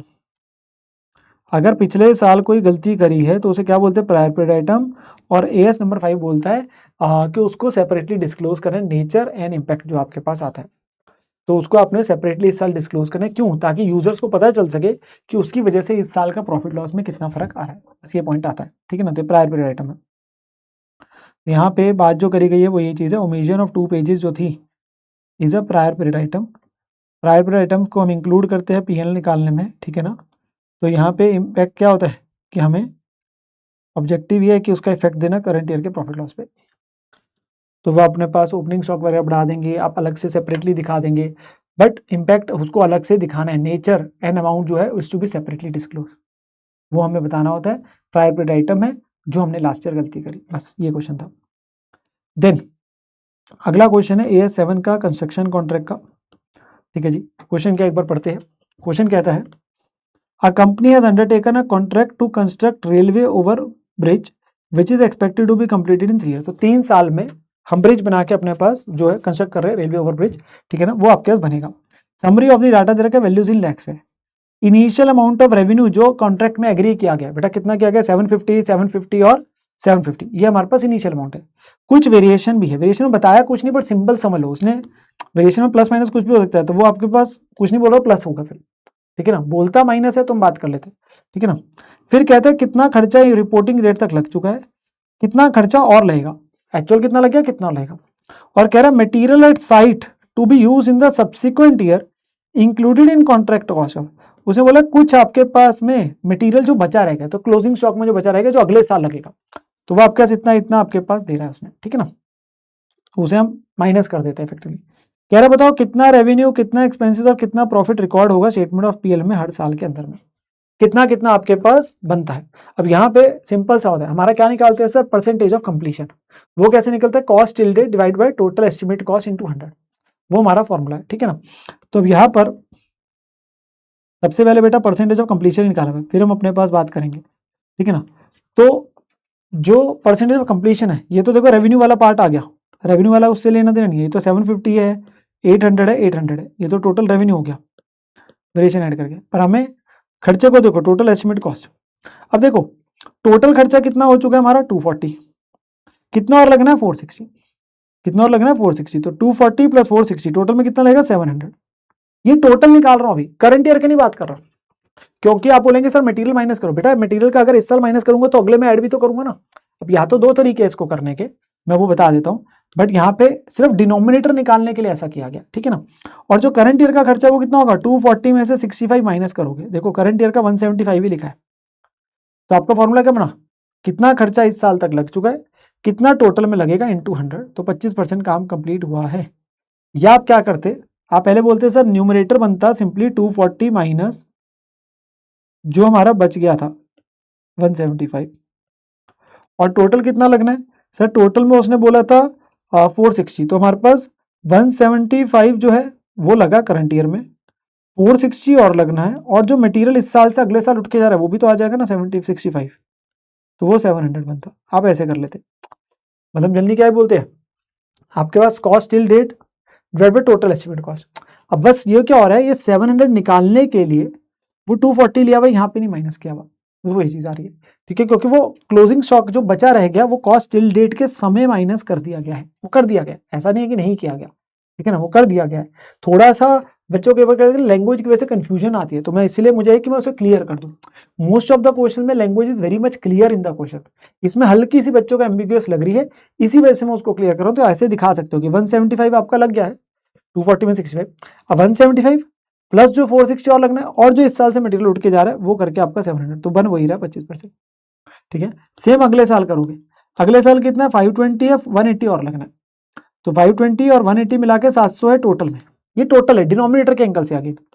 पर इस साल कितना लगा है 520, 100 का स्टॉक बच गया, तो 520 माइनस 100 बच गया तो 420 आ जाएगा, देखो तो कितना परसेंट काम हो गया, 60% काम हो गया, ठीक है ना। और फाइनली लास्ट ईयर तो 700 है, पूरा ही लग चुका है, तो लग रहा भी 700 ही है, तो 100% काम हो गया, 700 ही लगना है आपके पास, 700 लग चुका है, 100% काम हो गया। Stage percentage of completion is the most important thing and we find out till date, cumulative approach से चलते हैं हम लोग, ठीक है ना। तो 25, 60 एंड 100। नाउ पहले साल क्या करेंगे सर, टोटल रेवेन्यू कितना था, रेवेन्यू टोटल था 750, अब 750 का 25% रेवेन्यू आ गया 187.5, ये हमारा करंट ईयर का है, पिछले साल से कुछ नहीं आ रहा, तो यही हमारा करंट ईयर हो गया। तुम क्या बनाते हैं, अप टू डेट पिछले साल का और करंट ईयर का, तो पहले करंट ईयर का देखो, मतलब टिल डेट जो है 187, खर्चा कितना लगा था, देखो खर्चा पता है हमारा लगा था 175 का, तो 175 आपके पास आ गया। यहाँ पे एक और चीज है, टोटल कॉस्ट पे परसेंटेज लगा दो, बात एक ही है, उसी से तो निकला है, तो 175 आ गया, तो करंट ईयर का प्रॉफिट कितना हो गया 12.5, वही आपका इस साल का आ गया, टिल डेट और करंट ईयर सेम हो गया फर्स्ट ईयर में। जब अब नेक्स्ट ईयर आएंगे तो अब टिल डेट निकालो, 60% है, तो कितना रेवेन्यू था सर 800, काम हो गया था 60%, तो 800 का 60% कितना हो गया 480।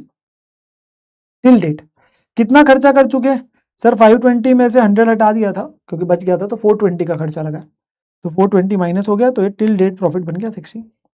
इसमें से जितना पिछले साल ऑलरेडी रिकॉर्ड कर चुके थे वो माइनस हो जाते हैं, जितना ऑलरेडी पिछले साल कर चुके हैं वो क्या हो जाते हैं, माइनस हो जाते हैं, ठीक है ना। तो बाकी आपके करंट ईयर के आ जाएगी वैल्यूज, करंट ईयर की आ जाएगी। और फिर आ गया लास्ट ईयर, लास्ट ईयर में तो कोई दिक्कत ही नहीं, 100% काम हो गया था, तो 800 टोटल है, खर्चा 700 है, प्रॉफिट आ गया। और जितना पिछले साल तक हो चुका था वो सारा यहाँ डल जाएगा, 480, 420, 60, तो ये सिर्फ करंट ईयर का आ गया माइनस करके। तो वो वाले टाइप के हमने बहुत बार क्वेश्चन किया था। मेन सारा क्वेश्चन में रोल पता क्या था, बस बच्चा जहाँ गलती करता है परसेंटेज ऑफ कंप्लीशन में, which is cost till date divide by total estimate cost. थोड़ा सा ध्यान रखना, जो क्लोजिंग स्टॉक वाले का होता है उसमें हम कैसे अपने पास करते हैं, वो कॉस्ट आपके पास टिल डेट वाले में एक्सक्लूड होना है, ठीक है ना, क्योंकि उतना तो सामान बच गया, ठीक है ना। तो बस वो चीज थी, बाकी क्वेश्चन वॉज इजी, जैसे हमने क्वेश्चन किए होते हैं, मतलब इस टाइप के हमने 4-5 क्वेश्चन किए होते हैं लेक्चर में, ठीक है ना। नेक्स्ट क्वेश्चन पे आता है बेटा, as number 10, property plant and equipment, PPE, ठीक है जी। कहता है newly setup private limited manufacturing company has incurred the following expenditures for the acquisition of plant and machinery. कहता है आपके पास न्यूली सेटअप एक कंपनी बनी है, उन्होंने कुछ खर्चे किए प्लांट एंड मशीनरी के खरीदने वगैरह पे। Company intends to capitalise these expenses, क्या कंपनी जस्टिफाइड है स्टेट विजन, कंपनी कुछ खर्चे, मतलब अब नई मशीनरी वगैरह खरीद रहे हैं उससे रिलेटेड कुछ खर्चे हैं, तो कह रहा बताओ क्या हम कैपिटलाइज कर सकते हैं, क्योंकि उन्होंने सारे कैपिटलाइज करने के सोच रहे हैं। फॉरेन टूर खर्चा लगा डायरेक्टर्स का for purchasing the plant and machinery, बेटा सिंपल सी बात याद रखना, जो भी खर्चा उस एसेट को परचेज कॉस्ट में आ रहा है, हम बोलते हैं टैक्सेस ड्यूटीज, ऑब्वियसली जिनका इनपुट टैक्स रेट मिल जाता है वो कॉस्ट का पार्ट नहीं होता, डायरेक्टली एट्रीब्यूटेबल खर्चे की बात होती है हमेशा, जो भी खर्चा एसेट के रेडी टू यूज तक होता है वो खर्चा ऐड होता है, और एक डिसमेंटलिंग का जो होता है वो हम लेते हैं जब एसेट की लाइफ खत्म हो जानी, तब जो डिसमेंटलिंग कॉस्ट होती है, अदरवाइज जो भी खर्चे उसके रेडी टू यूज तक के बस वही लिए जाते हैं। तो ये क्वेश्चन बिल्कुल उस पर बेस है। अब मुझे बताओ क्या प्लांट एंड मशीनरी खरीदने के लिए डायरेक्टर गए हैं, यस, तो उसी के लिए जो फॉरेन टूर एक्सपेंसेस है वो ऑब्वियसली कैपिटलाइज होगा, वो ऑब्वियसली कैपिटलाइज होगा, तो यहाँ पे आपके पास में वही आ रहा है, फॉरेन टूर खर्चे कैपिटलाइज होंगे, ठीक है ना, वो परचेजिंग के लिए। टेक्निकल स्टाफ की salary during the period of installation, हाँ टेक्निकल स्टाफ है भाई, उनका तो काम है इंस्टॉलेशन, तो उनको जो सैलरी दे रहे वो कैपिटलाइज होगा, उसके बिना मशीनरी नहीं हो सकती ना इंस्टॉल, तो कैपिटलाइज होगा। नॉन टेक्निकल स्टाफ की salary during the period of install, non technical है मतलब इनका इंस्टॉलेशन से कोई लेने देने की बात नहीं हो रही, तो ऑब्वियसली वो पीएनएल में जाएगा, क्योंकि हमारे खर्चे कौन से लेते हैं, डायरेक्टली एट्रीब्यूटेबल कॉस्ट बेटा, जो खर्चे आपके एसेट को उस लोकेशन कंडीशन में जो मैंने इंटेंडेड बाय द मैनेजमेंट है वो ऐड होते हैं, जो बाकी खर्चे होते हैं नॉन डायरेक्टली एट्रीब्यूटेबल वो पीएनएल में जाते हैं। तो डायरेक्टर जिसके बिना एसेट बनकर तैयार नहीं हो सकता, तो वो आते हैं, खरीदा नहीं जा सकता, तो यहाँ पे नॉन टेक्निकल वाले का रोल नहीं। फिर other sundry expenses such as stationery, printing, postage, वो नहीं आएंगे। तो एडमिन ओवरहेड्स और जनरल ओवरहेड्स नहीं थे, डायरेक्टली एट्रीब्यूटेबल नहीं, जिसके बिना नहीं होता, तो एडमिन जनरल ओवरहेड्स नहीं लेते, वो नहीं आएंगे, वो नहीं आएंगे, ठीक है ना। तो आपका क्वेश्चन आसान था, इजी क्वेश्चन था, मतलब इसमें सिर्फ यही बताना था कैपिटलाइज हो रहा नहीं हो रहा। अगला देखेंगे AS13 अकाउंटिंग फॉर इन्वेस्टमेंट्स का, बहुत ही आसान सा क्वेश्चन है, बहुत ही आसान सा क्वेश्चन है, किया हुआ बिल्कुल। ABC Limited wants to reclassify its investment in accordance with AS13. Decide करो and state the amount of transfer. तो बेटा हमारे रूल्स है, करंट से लॉन्ग टर्म है, लॉन्ग टर्म से करंट। अब देखो करंट से लॉन्ग टर्म जाना है तो करंट का नियम लगाना है, वो क्या है, लोअर ऑफ कॉस्ट और फेयर वैल्यू, ये करंट का नियम है। और लॉन्ग टर्म से करंट अगर होता है तो नियम आपका क्या लगता है, लोअर ऑफ कॉस्ट और बुक वैल्यू, विच इज करेंगे फेयर वैल्यू नहीं देखनी लॉन्ग टर्म करंट में। तो अब एक एक करके हम देखते हैं। पोर्शन ऑफ करंट इन्वेस्टमेंट्स जो खरीदी थी 20 लाख पे, रिक्लासिफाइज लॉन्ग टर्म, तो करंट टू लॉन्ग टर्म है, करंट का नियम क्या है, लोअर ऑफ कॉस्ट और फेयर वैल्यू। तो कॉस्ट तो दे दी 20 लाख, कब ने रिटेन करने की बात करी, और मार्केट वैल्यू कितनी उनकी 25, तो 20 और 25 which ever is lower 20 lakh. तो यहाँ पे पहले नियम लिख दिया, देखो करंट टू लॉन्ग टर्म तो किस पे होगा, lower of cost and fair value at the date of transfer. तो फर्स्ट केस में किस पे दिखेगा, ट्रांसफर किस पे होगी, 20 लाख पे। फिर अगला, another portion of current investment 15 lakh की खरीदी, रिक्लासिफाइज लॉन्ग टर्म, वही current to long term again. Market value कितनी है इनकी 6.5, तो अब लोअर क्या हो गया 6.5, तो 6.5 पे वैल्यू होगा। तो यहाँ पर में किस पे होगा बेटा वैल्यू 6.5, और बाकी लॉस कहाँ चला जाएगा, पीएल में चला जाएगा, बाकी लॉस कहाँ चला जाएगा, पीएल में चला जाएगा, ठीक है ना, जो डिफरेंस है। फिर अगला क्या है, long term investment no longer considered for holding purpose are to be reclassified as current. अब लॉन्ग टर्म टू करंट हो रहा है, कुछ लंबे समय के लिए रखी थी, हमें लगता नहीं है लंबे समय के लिए बेच देनी है, तो करंट हो गई। कहते हैं उनकी ओरिजिनल कॉस्ट जो थी वो 18 थी, बट उन्हें लेके आए थे हम 12 लाख पे to recognise permanent decline. Permanent decline की वजह से आज वो कितने में दिख रहे हैं, 12 लाख पे। तो इसका नियम क्या, कॉस्ट और बुक वैल्यू, मतलब जो कैरिंग अमाउंट है विच एवर इज लोअर। यहाँ पर मैं प्लीज याद रखना, फेयर वैल्यू का कोई रोल नहीं होता, फेयर वैल्यू का कोई रोल नहीं होता। तो लॉन्ग टर्म को अगर रिक्लासिफाई किया इस करंट, तो lower of cost and carrying amount which is book value, fair value का यहाँ पे कोई रोल नहीं है, ठीक है ना। तो थर्ड केस में बुक वैल्यू कितनी है 12, कॉस्ट कितनी है 18, तो किस पे दिखेगा 12, तो आपके पास वही है, तो उस पे आएगा 12 लाख पे, ठीक है ना। देन नेक्स्ट क्वेश्चन है बेटा सेगमेंट रिपोर्टिंग का, AS17 का, मतलब आपके पास क्वेश्चन हम करने जा रहे हैं सेगमेंट रिपोर्टिंग जो नियम है उसी को। यहाँ पे क्वेश्चन एक बार पढ़ते हैं, क्या कह रहे हैं, following details are given for Monish limited for the year ended 31 March, values in lakhs है, आपको सेगमेंट दे रखे हैं कुछ, फूड, प्लास्टिक, हेल्थ है और अदर्स करके, और टोटल दे रखा है। सेल्स दे दी इंक्लूडिंग इंटर सेगमेंट, खर्चे दे दिए, अदर आइटम में कुछ जनरल कॉर्पोरेट खर्चे है, इनकम है, इंटरेस्ट खर्चा है, आइडेंटिफाइबल एसेट दे दिए अलग अलग, जनरल कॉर्पोरेट एसेट से अदर इन्फॉर्मेशन में कुछ क्या क्या दिया, इंटर सेगमेंट सेल, और कह रहा है ऑपरेटिंग प्रॉफिट में कुछ इंक्लूड है 66,000 का इंटर सेगमेंट सेल का। ये कुछ बातें लिखी है आपको, मतलब न्यू आपको क्वेश्चन लगेगा। अब एक बात इसमें ध्यान सुनिए, इसने ये बताया ही नहीं, मांगा ही नहीं क्वेश्चन में क्या है। अब ये कोई ये तो ना कह रहा सेगमेंट रिपोर्ट बनाओ कुछ है, तो ये एक्चुअली जो आंसर इंस्टीट्यूट ने सॉल्व किया ना उसमें ये है रिपोर्टेबल सेगमेंट बताओ, जो हम ज़्यादातर क्वेश्चन करते हैं ना स्टार्टिंग में, तो वो लिखी नहीं है बात, क्योंकि इसमें 2 प्रकार के 3-4 प्रकार के क्वेश्चन है। मेनली क्या होता है, या तो रिपोर्टेबल सेगमेंट मांगता है, सेगमेंट रिपोर्ट भी मांग सकता है, और उसका भी क्वेश्चन है, तो यहाँ पे वो लिख देना कि आइडेंटिफाई रिपोर्टेबल सेगमेंट, वही मिसिंग है क्वेश्चन में। अब मैं क्या करूं बेटा, क्वेश्चन में यही नहीं लिखा, सर हम ही क्वेश्चन बनाए, हम ही आंसर दे, क्या बात है। हाँ बेटा कई बार ऐसे ही करना पड़ता है, पेपर में आएगा लिखा हुआ है, ये मत सोचना। तो वो यहाँ पे मिसिंग है, क्या कर सकते हैं अभी। अब रिपोर्टेबल सेगमेंट्स के लिए बेटा 3 टेस्ट होते हैं, रेवेन्यू वाला है, रिजल्ट वाला है, एसेट वाला है, प्लीज समझो, ठीक है ना। और फिर एक ओवरऑल टेस्ट होता है, ठीक है ना, उसके बेस पे हम असेस करते हैं, और सेगमेंट्स अगर कोई भी टेस्ट फुलफिल करते तो वो अपने पास में रिपोर्टेबल सेगमेंट बन जाती है। दिस द नियम। अब वी हैव टू गो 1 बाय 1 समझने के लिए चलते हैं।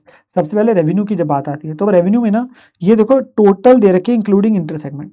अब अगर मैं चाहूँ अपने पास अलग अलग, तो ये तो टोटल दे रखी है, तो टोटल में एक बार चाहे लिख देता हूँ 10,000 1240 690 364 और ये टोटल। तो आंसर में अगर आप देखेंगे तो उन्होंने ये टोटल लिखा हुआ है रेवेन्यू सबका, ठीक है ना, टोटल लिख दिया। और साथ में क्योंकि इंटर सेगमेंट उसने अलग से दे रखी थी, इंटर सेगमेंट सेल ये वाली 120 168 36 10, तो ये लिख दी हमने इंटर सेगमेंट। तो ऑटोमेटिकली ना आपके पास माइनस करोगे तो एक्सटर्नल आ जाएगी, उल्टा हो रहा है, उल्टा हो रहा है, तो एक्सटर्नल आ जाएगी, दोनों में का डिफरेंस लेके टोटल माइनस इंटर सेगमेंट।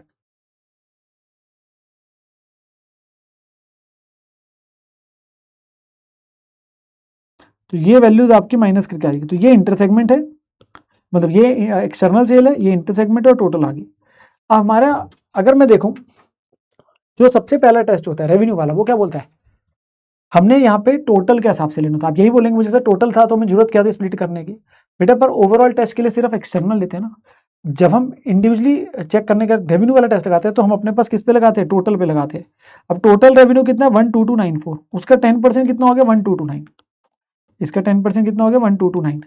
अब कोई भी सेगमेंट जिसका रेवेन्यू 1229 या उससे ज्यादा है वो रिपोर्टेबल हो जाएगी। तो कौन कौन सी बन गई रेवेन्यू के हिसाब से, सर हमारे पास में फूड एंड प्रोडक्ट का ज्यादा है, यस, इसका ज्यादा है आपके पास में, यस, इनका नहीं है ज्यादा, 1229 है उससे ज्यादा देखना है ना। तो आपके पास ना लास्ट में वो लिखा हुआ है क्राइटेरिया सेट वेट, तो रेवेन्यू का क्राइटेरिया ये दोनों ने फुलफिल किया है। देखो रेवेन्यू का क्राइटेरिया पहले दोनों सेगमेंट्स ने फुलफिल किया है, आपके पास फूड प्रोडक्ट वाली ने भी किया है, प्लास्टिक ने। देखो मैंने जिस हिसाब से इंस्टीट्यूट ने किया मैं उसी के हिसाब से टिक कर रहा हूँ। आप फॉर्मेट मेकिंग डिफरेंट तरीके से भी कर सकते हो कि आप अलग अलग करके दिखा दो, अलग अलग साथ साथ लिखते हो, उन्होंने लास्ट में लिख दिया। तो ये वाला क्राइटेरिया किसने मीट किया, इसके बराबर या इससे ज्यादा, क्योंकि 10% मोर देन इक्वल टू है, तो इसने और इसने फुलफिल किया टोटलिटी में। अगला हमारे पास टेस्ट क्या होता है बेटा, रिजल्ट वाला। अब रिजल्ट के लिए क्या चाहिए, रिजल्ट दिया नहीं है पर उसने क्या किया, देखो हमें सेल दी और सेल के साथ उसने ना हमें खर्चे दे दिए हैं, सेगमेंट के एक्सपेंसेस दे दिए। देखो तो अगर आप रेवेन्यू में से खर्चे माइनस करोगे तो प्रॉफिट आ जाएगा, रिजल्ट आ जाएगा। तो वही किया हुआ है। तो ये खर्चे दिए हुए सारे, तो ये खर्चे हम डाल देंगे देखो, और इनको माइनस करोगे रेवेन्यू से, ये रेवेन्यू दिया हुआ है, ये खर्चे दिए हुए हैं, तो ऑटोमेटिकली आपका रिजल्ट आ जाएगा। रेवेन्यू में से आप माइनस करेंगे तो आपका रिजल्ट आ जाएगा, ठीक है ना। तो सेगमेंट रिजल्ट क्या होता है, रेवेन्यू माइनस एक्सपेंसेस, और उसमें इंटर सेगमेंट वगैरह का जो भी है वो लिया जाएगा, क्योंकि इंडिविजुअल सेगमेंट रेवेन्यू में तो वो आते ही है ना, और इंडिविजुअल सेगमेंट एक्सपेंसेस में भी इंटर सेगमेंट होगा ना, तो उसकी कंफ्यूजन नहीं रखनी, ठीक है ना। तो वही आपके पास रिजल्ट आ रहा है जिसमें एक का लॉस भी है, एक का लॉस भी है, तो ये लॉस आ गया। अब क्या करते हो इसमें टेस्ट क्या होता है, जिन जिन सेगमेंट्स का प्रॉफिट है उनको ऐड करो, जिन जिन सेगमेंट्स का लॉस है उसे ऐड करो। तो प्रॉफिट इतना है तीनों का, लॉस इसका है। अब इनमें से हायर क्या है इन एब्सोल्यूट टर्म, ये वाला। अब इसका 10% करना है, तो लिखा 10% ऑफ हायर ऑफ इन दोनों का। तो इसका 10% हायर कितना बनेगा 352। अब जिस भी सेगमेंट की रिजल्ट की वैल्यू 352, 351.6 बोल दीजिए प्रिसाइजली, के बराबर या उससे ज्यादा है वो रिपोर्टेबल है। तो किसकी है, इसकी है, इसकी है, इन दोनों की नहीं है। अगेन पहले दोनों की ही है, पहले दोनों की ही है, ठीक है ना। तो रिजल्ट का टेस्ट भी पहली दोनों सेगमेंट से मीट कर रही है। वैसे वो रिपोर्टेबल ऑब्वियसली एक टेस्ट से भी हो जाती है, बट मैं वैसे कह रहा हूँ करने दो हमें सारी टेस्ट है ना अप्लाई जब डाटा दे रहा।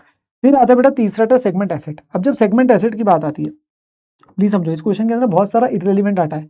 जैसे जनरल कॉर्पोरेट खर्चे, वो खर्चों का पार्ट नहीं होता। इनकम फ्रॉम इन्वेस्टमेंट नहीं होता, इनकम का पार्ट। इंटरेस्ट खर्चे खर्चे का पार्ट नहीं होते, टोटलिटी में दे रखे हैं। वैसे ये टोटल प्रॉफिट लॉस निकालने में मदद करेंगे, बट इंडिविजुअल सेगमेंट में नहीं आते। This does not form part of segment revenue, segment खर्चे या जनरल कॉर्पोरेट एसेट, एसेट का पार्ट नहीं होगा, तो उनका रोल नहीं है। और ना ही इस लाइन का कहीं पे रोल है, ठीक है ना, कि ऑपरेटिंग प्रॉफिट में इंटर सेगमेंट का जुड़ा है, वो तो इंडिविजुअल सेगमेंट में तो आना ही है ना। तो वो हम टोटल प्रॉफिट निकालने के समय एलिमिनेट होगा, वो हमें नहीं निकालना, हमें सेगमेंट रिपोर्टिंग करनी है।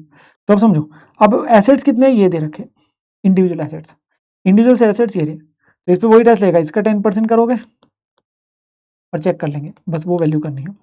तो ये हमारे पास सबके सेगमेंट एसेट्स दे दिए, ये टोटल है, इसका 10% बना 2186। 2186 की वैल्यू किसकी ज़्यादा है, इनकी और इसकी, इन दोनों के अगेन नहीं है, ये दोनों की वैल्यू कम है। तो ये दोनों आपके पास फिर से फुलफिल कर रहे हैं पहले दोनों, तो ये इन्होंने सारे ही फुलफिल करे। बेटा क्राइटेरिया कोई भी एक, वैसे मैं फिर से बोल रहा हूँ कोई भी एक है, जो हमारा मेटीरियलिटी टेस्ट है वो कोई भी एक अगर फुलफिल करता है तो ये दोनों रिपोर्टेबल हो गई, ये दोनों रिपोर्टेबल नहीं है। दिस इज अवर कंक्लूजन, ये कंक्लूजन है लास्ट में जो आ रहा है।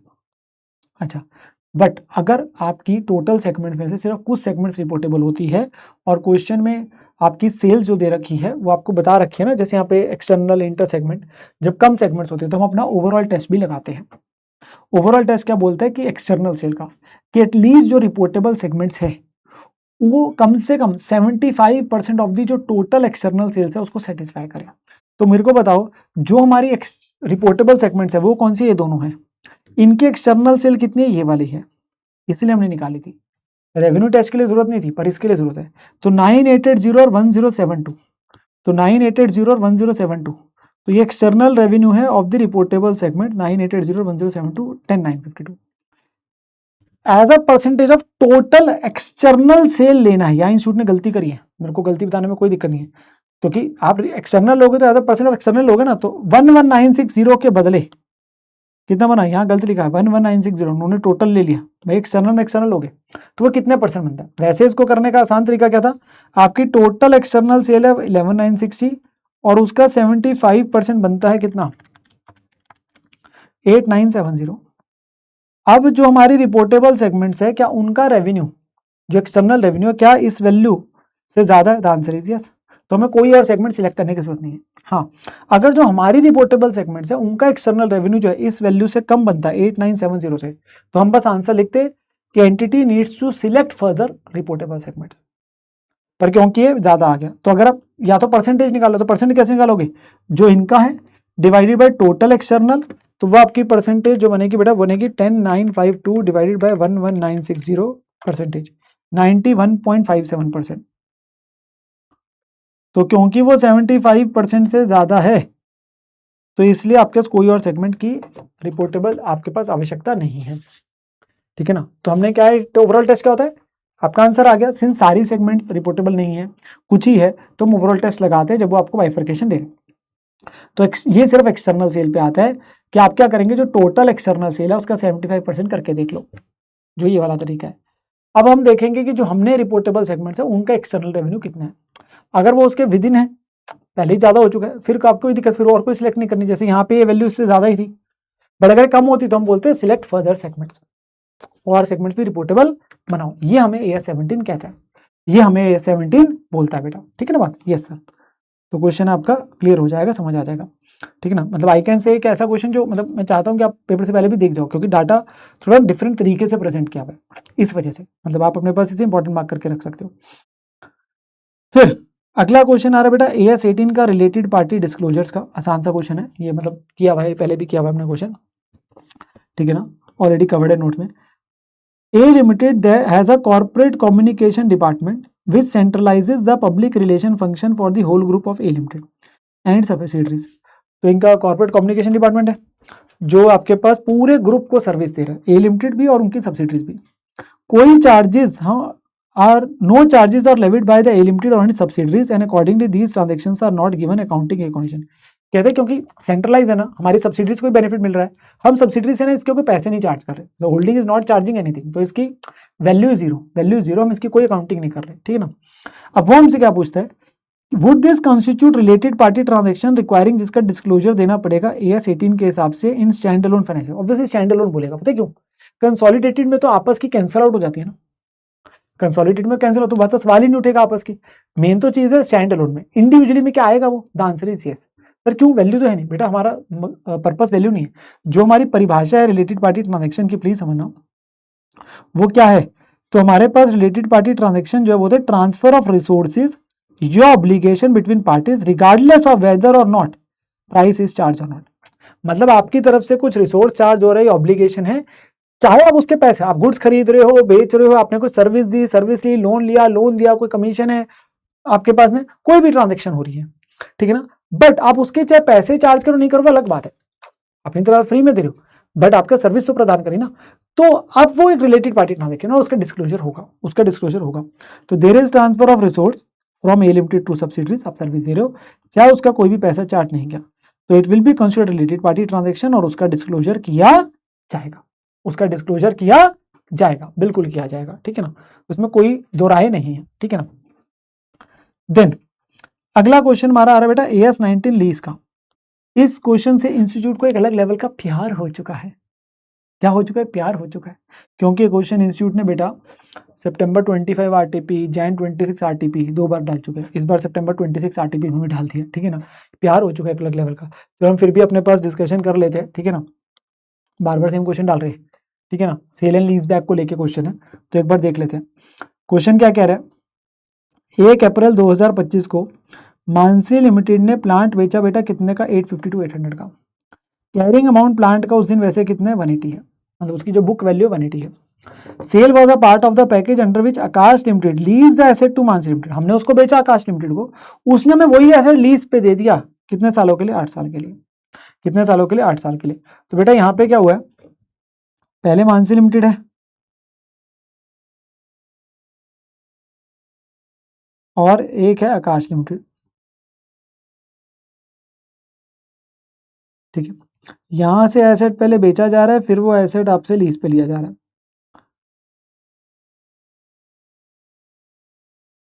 तो हमने पहले क्या किया? सेल किया, फिर उसने वही एसेट हमें किस पे दे दिया? लीज पे। तो ये क्या हो गया? Sale and lease back. But sale and lease back के अंदर इंपॉर्टेंट होता है सेल एंड लीज बैक कौन सा है, sale and finance lease back है कि sale and operating lease back है, ठीक है ना, क्योंकि दोनों के ट्रीटमेंट में थोड़ा फर्क है, ठीक है ना। अब जब सेल किया तो उसकी बुक वैल्यू जो थी, बुक वैल्यू मतलब कैरिंग अमाउंट जो था वो था 180, और हमने सेल कितने में किया बेटा? सेल किया 850 टू 800 में। तो हमारा क्या बना? प्रॉफिट बना इस पे, सेल करने पे प्रॉफिट बना 850 टू 800 माइनस 180, 670 टू 800 का, 670 टू 800 का ये प्रॉफिट है। उसने लीज पे दिया, लीज का पीरियड कितना है बेटा? 8 साल है, ये उसने मुझे बोला। ये पहले पैराग्राफ में इंफॉर्मेशन लिखी थी, मैंने सारी प्लॉट कर दी यहाँ पे। फिर उसने मुझे नीचे बोला लाइफ ऑफ दी एसेट भी कितनी? 8 साल है। वैसे एसेट की लाइफ भी कितनी? 8 साल है। तो लाइफ एसेट की 8 साल है, मतलब 8 साल एसेट की ही लाइफ है। हमने लीज पे भी जो वापस लिया है वो 8 साल पे ली है, कहीं ना कहीं इंडिकेशन आ गई किसकी? फाइनेंस लीज की आ गई, ठीक है ना। फिर उसने बोला जो मिनिमम रेंट पेबल है बाय द लेसी वो कितने है? 1,60,000 payable annually beginning from 31 March 26। तो ऑब्वियसली 1 साल बाद से है, 1 अप्रैल 25 है, स्टार्ट कब से होगा? 31 मार्च 26 से। 160 का एनुअल रेंट है, तो आपके पास लीज का जो रेंट है वो है 1,60,000 पर एनम, 8 साल तक दिया जाएगा। और इंक्रीमेंटल बोरिंग इंटरेस्ट रेट बेटा कितना एस्टिमेटेड है? 10% है। तो जो जिस पे आपकी डिस्काउंटिंग करनी है, प्रेजेंट वैल्यू निकालनी है, वो आपका कितना? 10% है रेट। तो रेट कितना है? 10% है, ठीक है। अब हमसे क्या कह रहा है? बताओ नेट इफेक्ट कितना on the statement of PNL, ठीक है जी, in the books of Mansi limited. उसने बोला है कि नेट इफेक्ट आपके पास पीएनएल में क्या पड़ेगा, नेट इफेक्ट आपके पास पीएनएल में क्या पड़ेगा, वो हमसे मांग रहा है चीज। अब इसके लिए ना हमें ना sale and lease back check करना। अब लीज चेक करनी है कौन से? फाइनेंस लीज है कि ऑपरेटिंग लीज है। अब फाइनेंस लीज के लिए क्या हो रहा है बेटा? यहाँ पे 2 क्राइटेरिया मीट हो रहे हैं, हमारे इंडिकेटर्स दिए गए फाइनेंस लीज के, तो उनमें से हमारे पास एक इंडिकेटर तो साफ पूरा हो गया यहाँ पे कि जो लीज पीरियड है वो 8 साल है और एसेट की लाइफ 8 साल है। तो लीज पीरियड सब्सटेंशियली कवर कर रहा है एसेट की इकोनॉमिक लाइफ को, तो फाइनेंस लीज हो गया वो एक इंडिकेटर। एक और था कि present value of lease rental जो है वो सब्सटेंशियली कवर कर रहा है फेयर वैल्यू को, यहाँ वो भी हो रहा है। अगर आप देखोगे 1,60,000 का रेंटल है, 8 साल है, 10% का रेट है, तो अगर आप प्रेजेंट वैल्यू निकालोगे 1 डिवाइडेड बाय 1.10, ठीक है ना, 8 साल का लेना एन्युटी फैक्टर 2 3 4 5 6 7 8, तो जीटी 5.3349, तो 5.335 बोल देता हूँ एन्युटी फैक्टर है। तो अगर आप प्रेजेंट वैल्यू देखोगे ना एमएलपी लेसी जो हम बोलते हैं, तो वो बनेगा बेटा 1,60,000 क्योंकि हर साल है इंटू 5.335,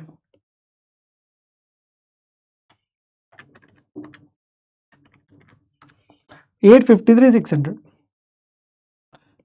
और एसेट की आज फेयर वैल्यू क्या है? कितने बेचा गया था? 850 आपके पास 850 टू 800 में इस पे बेचा जा रहा है।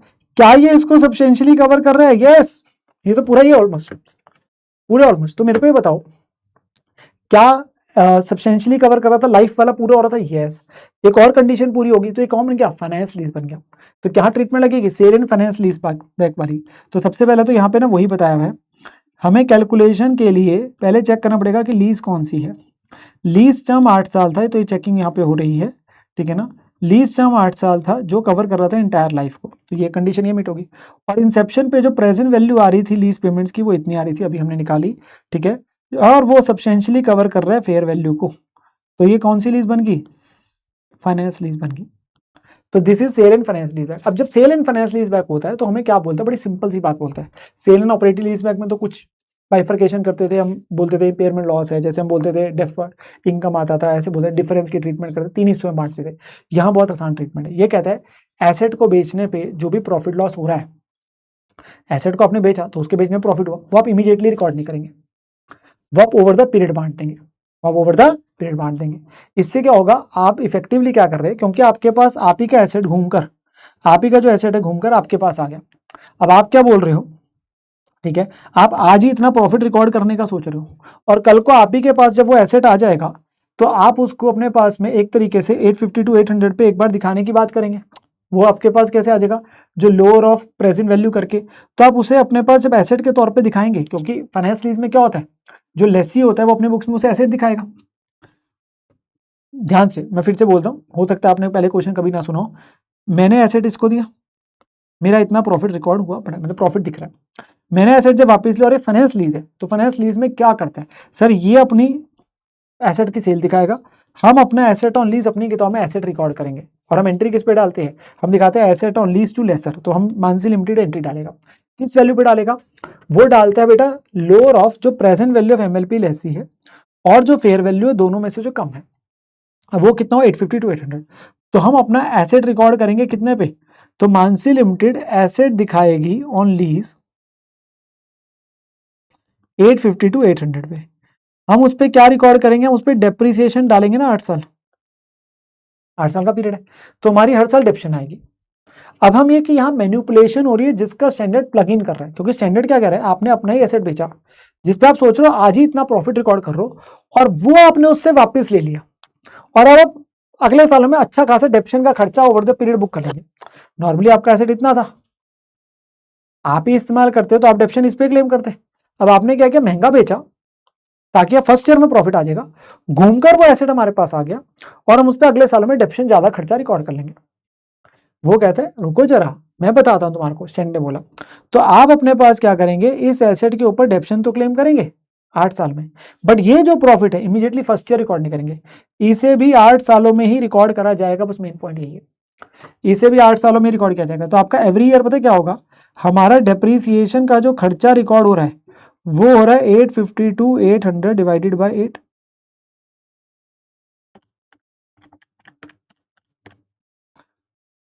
एक तरीके से 106600, और हमारे पास में जो प्रॉफिट हम हौले हौले करके रिकॉर्ड करेंगे जितना था 670 टू 800 डिवाइडेड बाई 8,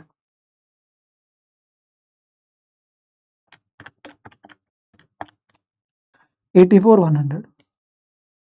तो पीएनएल में जो नेट इफेक्ट जाएगा, एक खर्चे का आइटम है, फायदे का आइटम, तो नेट कर देंगे हम लोग, वो 22,500 का नेट इफेक्ट पीएनएल में जाएगा, जो कि अगर आपने ये ट्रांजेक्शन ही ना करी होती तो यही जाता, 180 को डिवाइडेड बाई 8 कर दो, चेक करके देख लो, 180 को डिवाइडेड बाई 8 कर लो, यही तो आपके पास में स्टैंडर्ड ने लूप होल को प्लग किया बेटा, यही तो स्टैंडर्ड लूप होल को प्लग किया है, क्या 180 डिवाइड बाई 8 करोगे तो वही निकल के आएगा 22,500, तो वही हमारे पास यहाँ पे आ रहा है।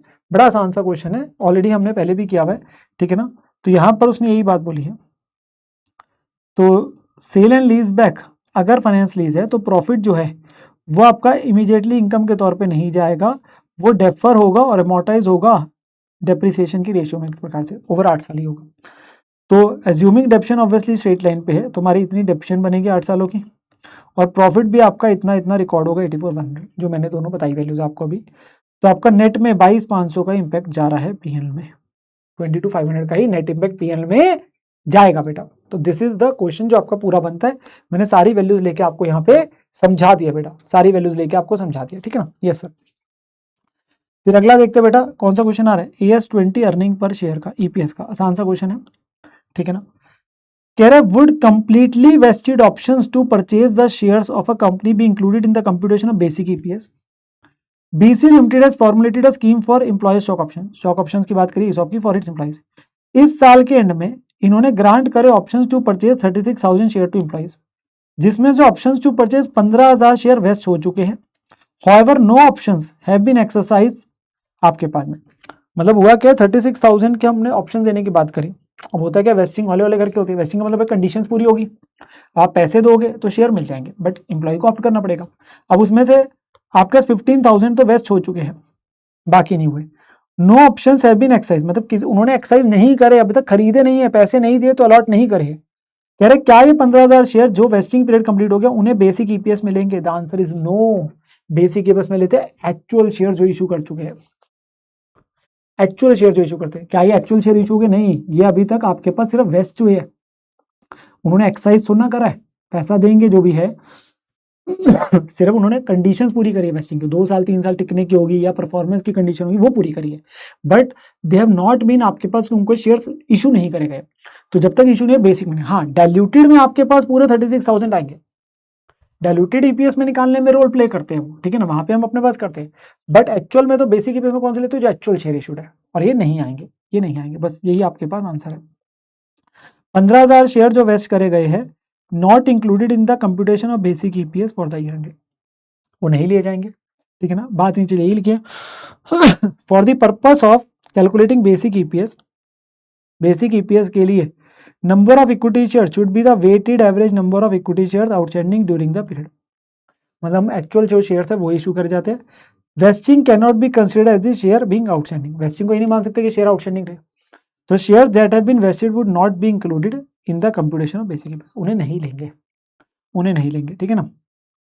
As employees are yet to, क्योंकि एम्प्लॉइज ने अभी तक अपने पास एक्सरसाइज नहीं करे, जो एक मेन कंडीशन है, तो इन्हें इंक्लूड नहीं करना है।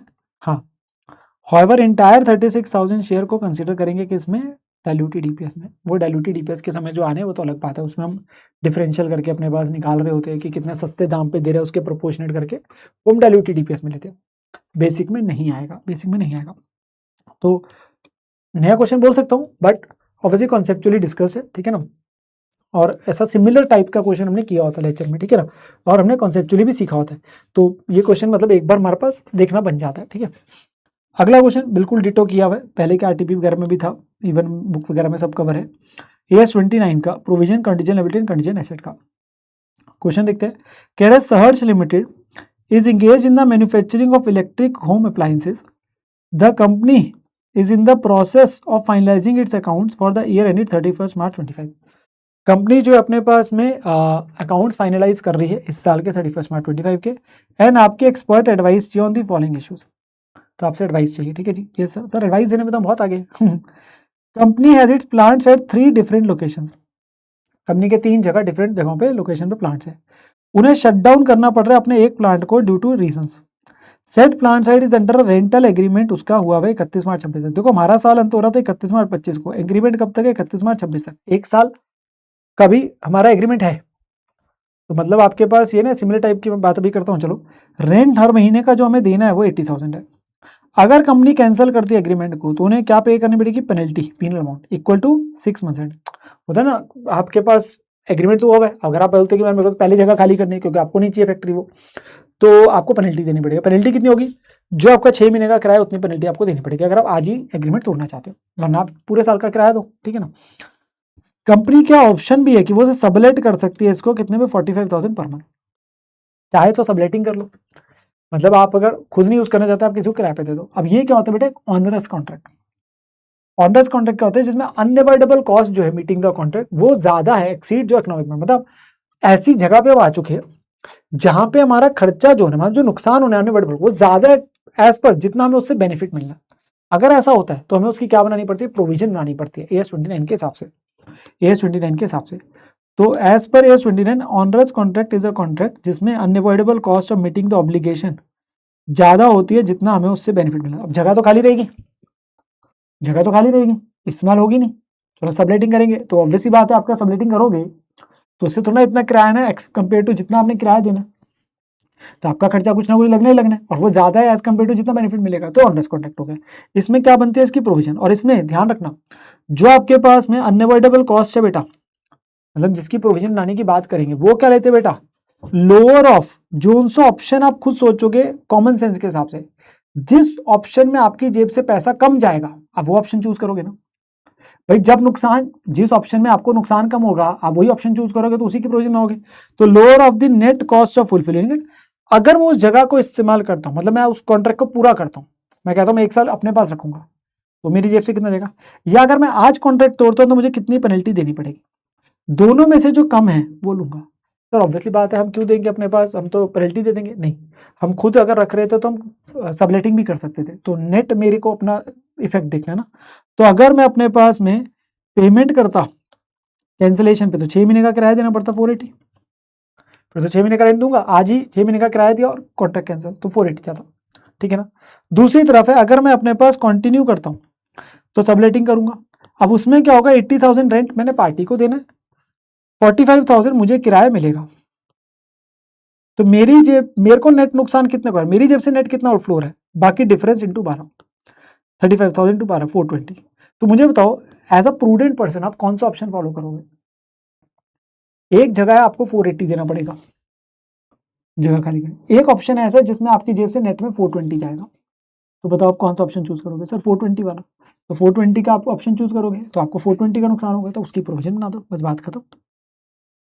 तो वो आ गया लोअर ऑफ द अबव की प्रोविजन बनानी है 420 की, जो दोनों में से लोअर है, simple. As a prudent person सोचो ना मैं कौन सा ऑप्शन चूज करूंगा, सर जिसमें पैसा मेरा कम जाएगा तो मैं उतने की प्रोविजन बनाने की बात करूँ, ठीक है। अगला अगला क्या है, A case has been filed against the company in a consumer court and a notice for the levy of penalty of 20 lakh 20 lakh has been received। तो केस फाइल किया गया और पेनल्टी हमारे पास कितनी लगनी है, 20 लाख की, ठीक है ना। कंपनी ने एक लॉयर अपॉइंट किया to defend the case for a fee of ₹2 lakh. कहते जी एक लॉयर अपॉइंट किया हमने, भाई ऑब्वियसली किसी ने हमारे ऊपर केस रोका है, तो ऑब्वियसली बात है जब केस किसी ने लगाया तो हम अपने पास लॉयर अपॉइंट कर रहे हैं और उसको हमें कितने पैसे देने, 2 लाख रुपए। 50% फीस हम उसे दे चुके हैं, बैलेंस 50% हमने बोला केस खत्म होने के बाद देंगे। अब कहता है 75% चांस है कि penalty may not be levied. ध्यान से ये नहीं कह रहा 70% चांस से पेनल्टी लगेगी, क्योंकि हम क्या बोलते हैं, प्रोबेबल होना चाहिए। प्रोबेबल का मतलब 50% ज्यादा चांस होने चाहिए तो प्रोविजन हो। 50% ज्यादा किसके चांस होने चाहिए, नुकसान होने के, तो प्रोविजन बनती। यहाँ 75% चांस से नहीं लगेगी, तो कितने परसेंट चांस है देने के, 25%, तो प्रोविजन नहीं बनेगी। प्रोविजन नहीं बनेगी, आपको इस 20 लाख की प्रोविजन नहीं बनानी, क्योंकि 75% चांस है पेनल्टी ना लगने के, तो इट मीन 25% ही चांस है लगने के, तो प्रोविजन नहीं बनेगी, वो एक कॉन्टीजेंट लायबिलिटी होगी। हाँ प्रोविजन किसकी बनेगी, जो फीस के, वो तो देनी देनी है ना भाई, वो तो देनी है। अब आप जीतो केस हारो केस, मतलब उस प्रोविजन तो आपके, वो फीस तो देनी है, तो उसकी आप बाकी प्रोविजन बना देंगे 50% की, पर जो 20 लाख का जो मेन केस है उसकी नहीं बनेगी, फीस की बनेगी। ये आंसर है। ऑब्लिगेशन प्रेजेंट ऑब्लिगेशन होती है अगर आपके पास प्रोबेबल है, 50% ज्यादा चांस है। लायबिलिटी आपके पास बनाई जाती है जिसमें आउटफ्लो ऑफ रिसोर्सेज होता है, ठीक है ना। 75% चांस है पेनल्टी नहीं लगेगी, तो प्रोविजन नहीं बनानी है, प्रोविजन पेनल्टी की नहीं बनानी, ठीक है। हाँ प्रोविजन बनाई जाएगी रिमेनिंग 50% फीस की आपके पास में, जो लॉयर को 50% पैसे बाकी देने हैं, ठीक है। नेक्स्ट क्या है पॉइंट आपके पास बेटा, थर्ड इसमें, company had committed to supply a consignment worth ₹1 crore to one of its dealer by the year end. उसने बोला है कंपनी ने कॉन्ट्रैक्ट किया अपने पास में, कमिट किया कि हम 1 करोड़ का अपने पास सामान देंगे कंसाइनमेंट जो है डीलर्स को 1 साल के एंड तक, मतलब इस साल के एंड तक आपको 1 करोड़ का सामान भेज देंगे। कॉन्ट्रैक्ट के हिसाब से अगर डिलीवरी हमने टाइम पे नहीं करी तो कंपनसेशन 15% ऑफ द वैल्यू देनी पड़ेगी। अगर हमने टाइमली आपको गुड्स डिलीवर नहीं करे 1 साल के भीतर, तो हम 15% आपको कंपनसेशन देंगे, ठीक है ना। While the consignment was in transit, रस्ते में गुड्स थे, एक ट्रक जिसमें गुड्स थे 30 लाख के, उसका एक्सीडेंट हो गया, ओहो बहुत बुरा हुआ। It was however covered by insurance, insurance करा रखी है। According to the surveyor policy amount collectable है बट 10% कट के मिलेगा। अब जितने का नुकसान हुआ उसका 10% आपको डिडक्शन करके पैसे मिलेंगे। बुक्स क्लोज होने से पहले company has received the information की पॉलिसी प्रोसेस होगी है, डीलर को कंपनसेशन वगैरह मिल जानी, मतलब हमें कंपनसेशन मिल जाएगी। आंसर बताओ, तो आंसर क्या बताना बेटा, 30 लाख का आपके पास में एक प्रकार से गुड्स है जिसका एक्सीडेंट हुआ, इंश्योरेंस कितने की मिलेगी सर, 90% इससे, क्योंकि 10% काट के मिलेगी, तो लॉस हुआ 30 लाख का। इंश्योरेंस क्लेम कितना मिलने की बात हो रही है, 27 लाख की, तो आपका नेट लॉस कितना होगा जो पीएनएल में जाएगा, ये आपका अमाउंट पीएनएल में जाना है 3 लाख का। हाँ जो इंश्योरेंस कंपनी से पैसे मिले क्योंकि मिले नहीं है, वो एक्चुअली अभी रिसीवेबल है, तो बैलेंस शीट में एसेट साइड पे दिख रहा होगा, जो 27 लाख है बैलेंस शीट में एसेट साइड पे दिख रहा होगा, इंश्योरेंस क्लेम रिसीवेबल। पीएनएल में क्या जाता है, नेट अमाउंट, भाई जितने के आपके वैल्यू के गुड्स से माइनस जितना क्लेम मिल जाएगा बाकी आपका नेट लॉस है। इंश्योरेंस क्लेम जितने का मिला बैलेंस शीट में एसेट साइड पे। और एक और चीज आ गई, जो आप कॉन्ट्रैक्ट तो पूरा कर नहीं पाओगे, तो आपने कॉन्ट्रैक्ट पूरा नहीं कर पाओगे, 1 करोड़ के जो गुड भेजने थे 30 लाख के नहीं भेज पाए, तो उतने का आपके पास 15% क्या देनी पड़ेगी, पेनल्टी भी तो देनी पड़ेगी, तो उसकी प्रोविजन बनेगी।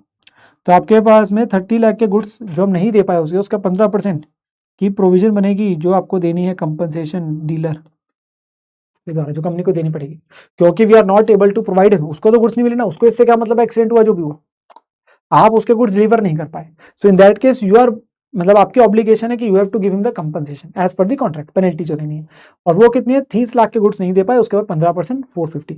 अब यहाँ पे ऑब्वियस सी बात है बेटा, लिटरल इंटरप्रिटेशन यही आती है, जितने के गुड्स नहीं दे पाऊंगा उसका 15% दूंगा, तो इंस्टीट्यूट ने यहाँ पे दोनों आंसर दिए हैं, बनता यही है पर उन्होंने दूसरा दे दिया। कई बच्चे क्या बोलते हैं, सर कहीं ये थोड़ी ना लिखा है, लिखा है 15% ऑफ द वैल्यू, ये थोड़ी लिखा है कि जितने के नहीं दे पाऊंगा, तो हम पूरे तो नहीं कर पाए ना, तो हम पूरे 1 करोड़ का 15% लेंगे। तो इंस्टीट्यूट ने बोल दिया आप लेने को अल्टरनेटिवली ले सकते हो कि 15% पूरे पे आएगा, मतलब चाहे 1 रुपए के गुड्स ना दे पाए, मतलब 99 आपके पास में 1 करोड़ के है तो 99,99,999 के दे दिए, तो हम 1 करोड़ का 15% देंगे। वैसे तो गलत बात है पर फिर भी चलो इंस्टीट्यूट ने दे दिया, तो पूरी 15 लाख की बनाओगे कि मतलब आप वो उस पर चलते हो कि भाई अगर कुछ भी नहीं दे पाए तो पूरे के कम बचेंगे।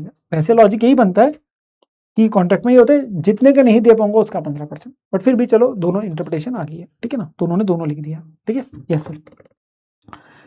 नेक्स्ट क्वेश्चन है बेटा आपका कंसोलिडेटेड फाइनेंशियल स्टेटमेंट्स का AS21 का। अगेन ये क्वेश्चन आपके पास किया हुआ है, हमारे द्वारा किया होता है। This question is based on the point of अगर माइनॉरिटी इंटरेस्ट नेगेटिव आता है तो क्या करते हैं। अरे सर हमें याद है कॉन्सेप्ट, हमें याद है, वो आपका चला जाता है कंसोलिडेटेड पीएल में, और कल को जब फायदा होता है तो जब तक जितना लॉस भेजा था वो रिकवर नहीं हो जाता तब तक हम फायदा भी भेजते रहते, बस उसी पे बेस है। रोज लिमिटेड नाम बड़ा अच्छा है, के पास 80% शेयर है मैरी गोल्ड के, उसकी सब्सिडरी के। शेयर कैपिटल कितनी है मैरी गोल्ड की सब्सिडरी की 25 लाख थी, और रिजर्व से 5 लाख के on the date of acquisition. जिस दिन एक्विजिशन करी उस दिन इतने थे। अगले 4 सालों के बेटा क्या बता दिए, प्रॉफिट लॉस बता दिए उस सब्सिडरी के, जिसकी वजह से नेटवर्थ आपकी, net worth is actually nothing but first day पे आपकी नेटवर्थ कितनी, कैपिटल प्लस फ्री रिजर्व जो आपकी फर्स्ट डे पे, ठीक है ना। बाद में 15 लाख का लॉस हुआ तो उसके बाद निकल गया, इसका जरूरत नहीं है क्वेश्चन को सॉल्व करने के लिए, वैसे गिवन है आपको प्रॉफिट लॉस ही चाहिए। आपसे क्या मांग रहा है, माइनॉरिटी इंटरेस्ट बताओ अपने पास सारे सालों का AS21 के हिसाब से माइनॉरिटी इंटरेस्ट बताने। अब यहाँ पे सिंपल सी बात है, जिस दिन एक्विजिशन करी उस दिन माइनॉरिटी इंटरेस्ट कितना होगा सर, कैपिटल और जो रिजर्व है उसका 20%, क्योंकि 80% अगर मेरे पास है होल्डिंग के पास तो बाहर वालों के पास कितना है 20%, तो 30 लाख का 20%, क्या बोलेंगे 30 लाख का 20% है तो वो 6 लाख है at the time of acquisition. 30 lakh का 20% वो दिया हुआ भी है, दोनों का ले लिया, कैपिटल का भी रिजर्व्स का भी, ठीक है ना, तो 6 लाख आ गया। अब हमें पहले साल में क्या हुआ सर, पहले साल में लॉस हुआ 15 लाख का, तो 15 लाख के लॉस में पोस्ट एक्विजिशन फर्स्ट ईयर में 20% हिस्सा आ गया, लॉस है तो माइनस हो जाएगा, तो 6 लाख स्टार्टिंग में तो माइनॉरिटी लॉस, इस साल का लॉस में हिस्सेदारी है तो पोस्ट एक्विजिशन में लॉस है, तो 6 लाख माइनस 3 लाख कितना हो गया, बची वैल्यू 3 लाख आ गई 31 मार्च 27 को। फिर अगले साल क्या हुआ, अगले साल फिर 20 लाख का लॉस हो गया, और 20 लाख में 20% कितना हो गया सर 4 लाख। अब अगले साल के एंड में वैल्यू कितनी होगी सर, 3 लाख थी ओपनिंग, 4 लाख लॉस है तो माइनस 1 लाख होगी। क्या हम अपनी बैलेंस शीट में माइनस 1 लाख दिखाएंगे, तो आंसर इज नो। AS21 बोलता है उस केस में वो कहाँ चले जाता है, कंसोलिडेटेड पीएल में, मतलब it will be absorb by the holding, तो लॉस जो है born by the majority share holders, तो वो कंसोलिडेटेड पीएल में चला जाएगा, मतलब यहाँ आपके पास में वो जीरो हो जाएगी वैल्यू, तो बैलेंस शीट में माइनॉरिटी इंटरेस्ट जीरो ही दिखेगा। जब कंसोलिडेटेड बैलेंस शीट बनेगी उसमें वो जीरो दिखेगा, क्योंकि जो उसका नेगेटिव 1 लाख था वो कहाँ चला गया, कंसोलिडेटेड पीएल में वहां चला जाएगा, वहां पे माइनस हो जाएगा, ठीक है ना। फिर अगले साल 4 लाख का प्रॉफिट आया, अब 4 लाख का प्रॉफिट कितना हो गया, उसके अंदर हिस्सेदारी 20% 80,000, तो अब क्या इस साल वो आपका +80 में दिख जाएगा, नो नो नो, आपने पिछले साल उन्हें लॉस भेजा था ना, तो फिर फायदा भी तो उनको भेजो ना होल्डिंग को, जब तक जितना लॉस भेजा वो रिकवर नहीं हो जाता तब तक उनको प्रॉफिट भी भेजा पाएगा, तो हमने उनको क्या किया 80 का प्रॉफिट भी उनको ट्रांसफर करेंगे, तो 80 का आपके पास फायदा ही भेज दिया, तो 80 का फायदा भेजने के बाद अभी भी बैलेंस कितना बचा है 20, इतना अनरिकवर्ड है अनपेंडिंग है, तो ईयर एंड पे आपके पास माइनॉरिटी इंटरेस्ट अभी भी क्या दिखेगा जीरो, फायदा 80 का बनता था उसके अंदर में फायदा हमने ट्रांसफर कहाँ किया होल्डिंग को, क्योंकि लॉस भी किया था तो फायदा भी किया। अब लास्ट ईयर कितना है 5 लाख का प्रॉफिट, 5 लाख में 20% कितना हुआ 1 लाख, अब क्या पूरा 1 लाख का प्रॉफिट होल्डिंग को भेजूंगा, नहीं यार, पिछला कितना बचा है सर 20 बचा है तो 20 भेजेंगे ना, तो 20 भेज दिया, तो आपके पास 20 भेज दिया बस, ठीक है ना, 20 ट्रांसफर कर दिया तो वो खत्म हो गया, वो जीरो हो गया, जितना भेजा था पहले लॉस अब उतना प्रॉफिट भेज दिया खत्म, और माइनॉरिटी इंटरेस्ट कितना आ जाएगा 80,000 ईयर एंड पे, जो कि आप इफेक्टिवली चेक कर सकते हो सीधा, इसका ये नेटवर्क जो आ रही है ना, ये एक्चुअली समझो मेरी बात को, ये कैपिटल प्लस रिजर्व प्लस जो पोस्ट एक्विजिशन प्रॉफिट है एक एक करके आती जा रही है, तो जिन जिन सालों में प्लस है उसका 20% प्लस में दिख रहा होगा, अब जब लॉस था तो नहीं दिख रहा था, वो जीरो पे आ रहा था क्योंकि वो होल्डिंग के पास गया था, तो इसको चेक कर सकते हो 4 लाख का 20% आपका 80, करना इंडिविजुअली है, ठीक है ना। सो ये आपके पास में बेटा क्या होता है, हमारे पास में आरटीपी आपका पूरे का पूरा क्या हो जाता है, क्लोज हो जाता है, ठीक है ना। तो विद दिस आपके पास पूरे का पूरा जो आरटीपी था एडवांस अकाउंटिंग सितंबर 26 क्लियर हो जाता है। मैं आपके पास में बेटा जो है इस चैनल पे आप लोग के लिए और भी बहुत सारी चीज़ें जो है वो आती रहेगी, डोंट वरी, ठीक है ना। होपफुली आपके आरटीपी के जो भी डाउट थे, कुछ कुछ जगहों में गलतियाँ थी वो मैंने आपको बता दी, साथ के साथ हमारे पास डिस्कशन हो गई, कुछ न्यू क्वेश्चंस भी थे, काफ़ी क्वेश्चंस रेपिटेटिव थे, वो मैं आपको साथ साथ बताता गया। तो अकॉर्डिंगली हमारे पास ये कंप्लीट हो जाता है, ठीक है ना। अगर आप कहेंगे कि जो ये मैंने अपने पास मार्किंग वगैरह करी है, तो मैं अपनी तरफ से क्या करता हूँ कि एक वीडियो के नीचे ड्राइव लिंक आपके पास में डाल देता हूँ। सेम ड्राइव लिंक है जिसमें पहले वेटेज एनालिसिस वाली वीडियो भी डाली थी, उसी में आपके पास वही ड्राइव लिंक वाला आपके पास यहाँ पे डाल देता हूँ, जिसमें आपको ये नोट्स देखने को मिल जाएंगे, नोट्स देखने को मिल जाएंगे, सो दैट आप अपने पास में क्या है, जो मैंने अंडरलाइन मार्किंग वगैरह जो भी करी है, तो आपके पास में आपको बेटर बेनिफिट मिल जाएगा। तो ड्राइव लिंक होगा उसमें मिल जाएगा। सेकेंडली एक और काम मैं अपनी तरफ से कर देता हूँ, which is time stamp of the respective. तो मैं देख लेता हूँ, कोशिश करके वो टाइम स्टैम्प वाला भी आप लोगों के लिए अवेलेबल करा दूँ, सो दैट किसी बच्चे को अगर सीधा किसी क्वेश्चन को देखना है, करना है, तो वो सीधा उस पर पहुँच सकता है, ठीक है ना। तो इसके साथ में आपके पास डिस्कशन पूरी कंप्लीट हो जाती है। आप बच्चे ध्यान रखिए और बढ़िया तरीके से अपनी पढ़ाई करते रहिए। हिम्मत हमें नहीं हारनी बेटा, लगे रहना है, पढ़ाई करते रहनी है, और हम अपने पास में अपने एग्जाम्स को क्लियर करके दिखाएंगे। Wishing you all the best, take care, bye bye, love you, have a great day, bye bye bye bye bye bye.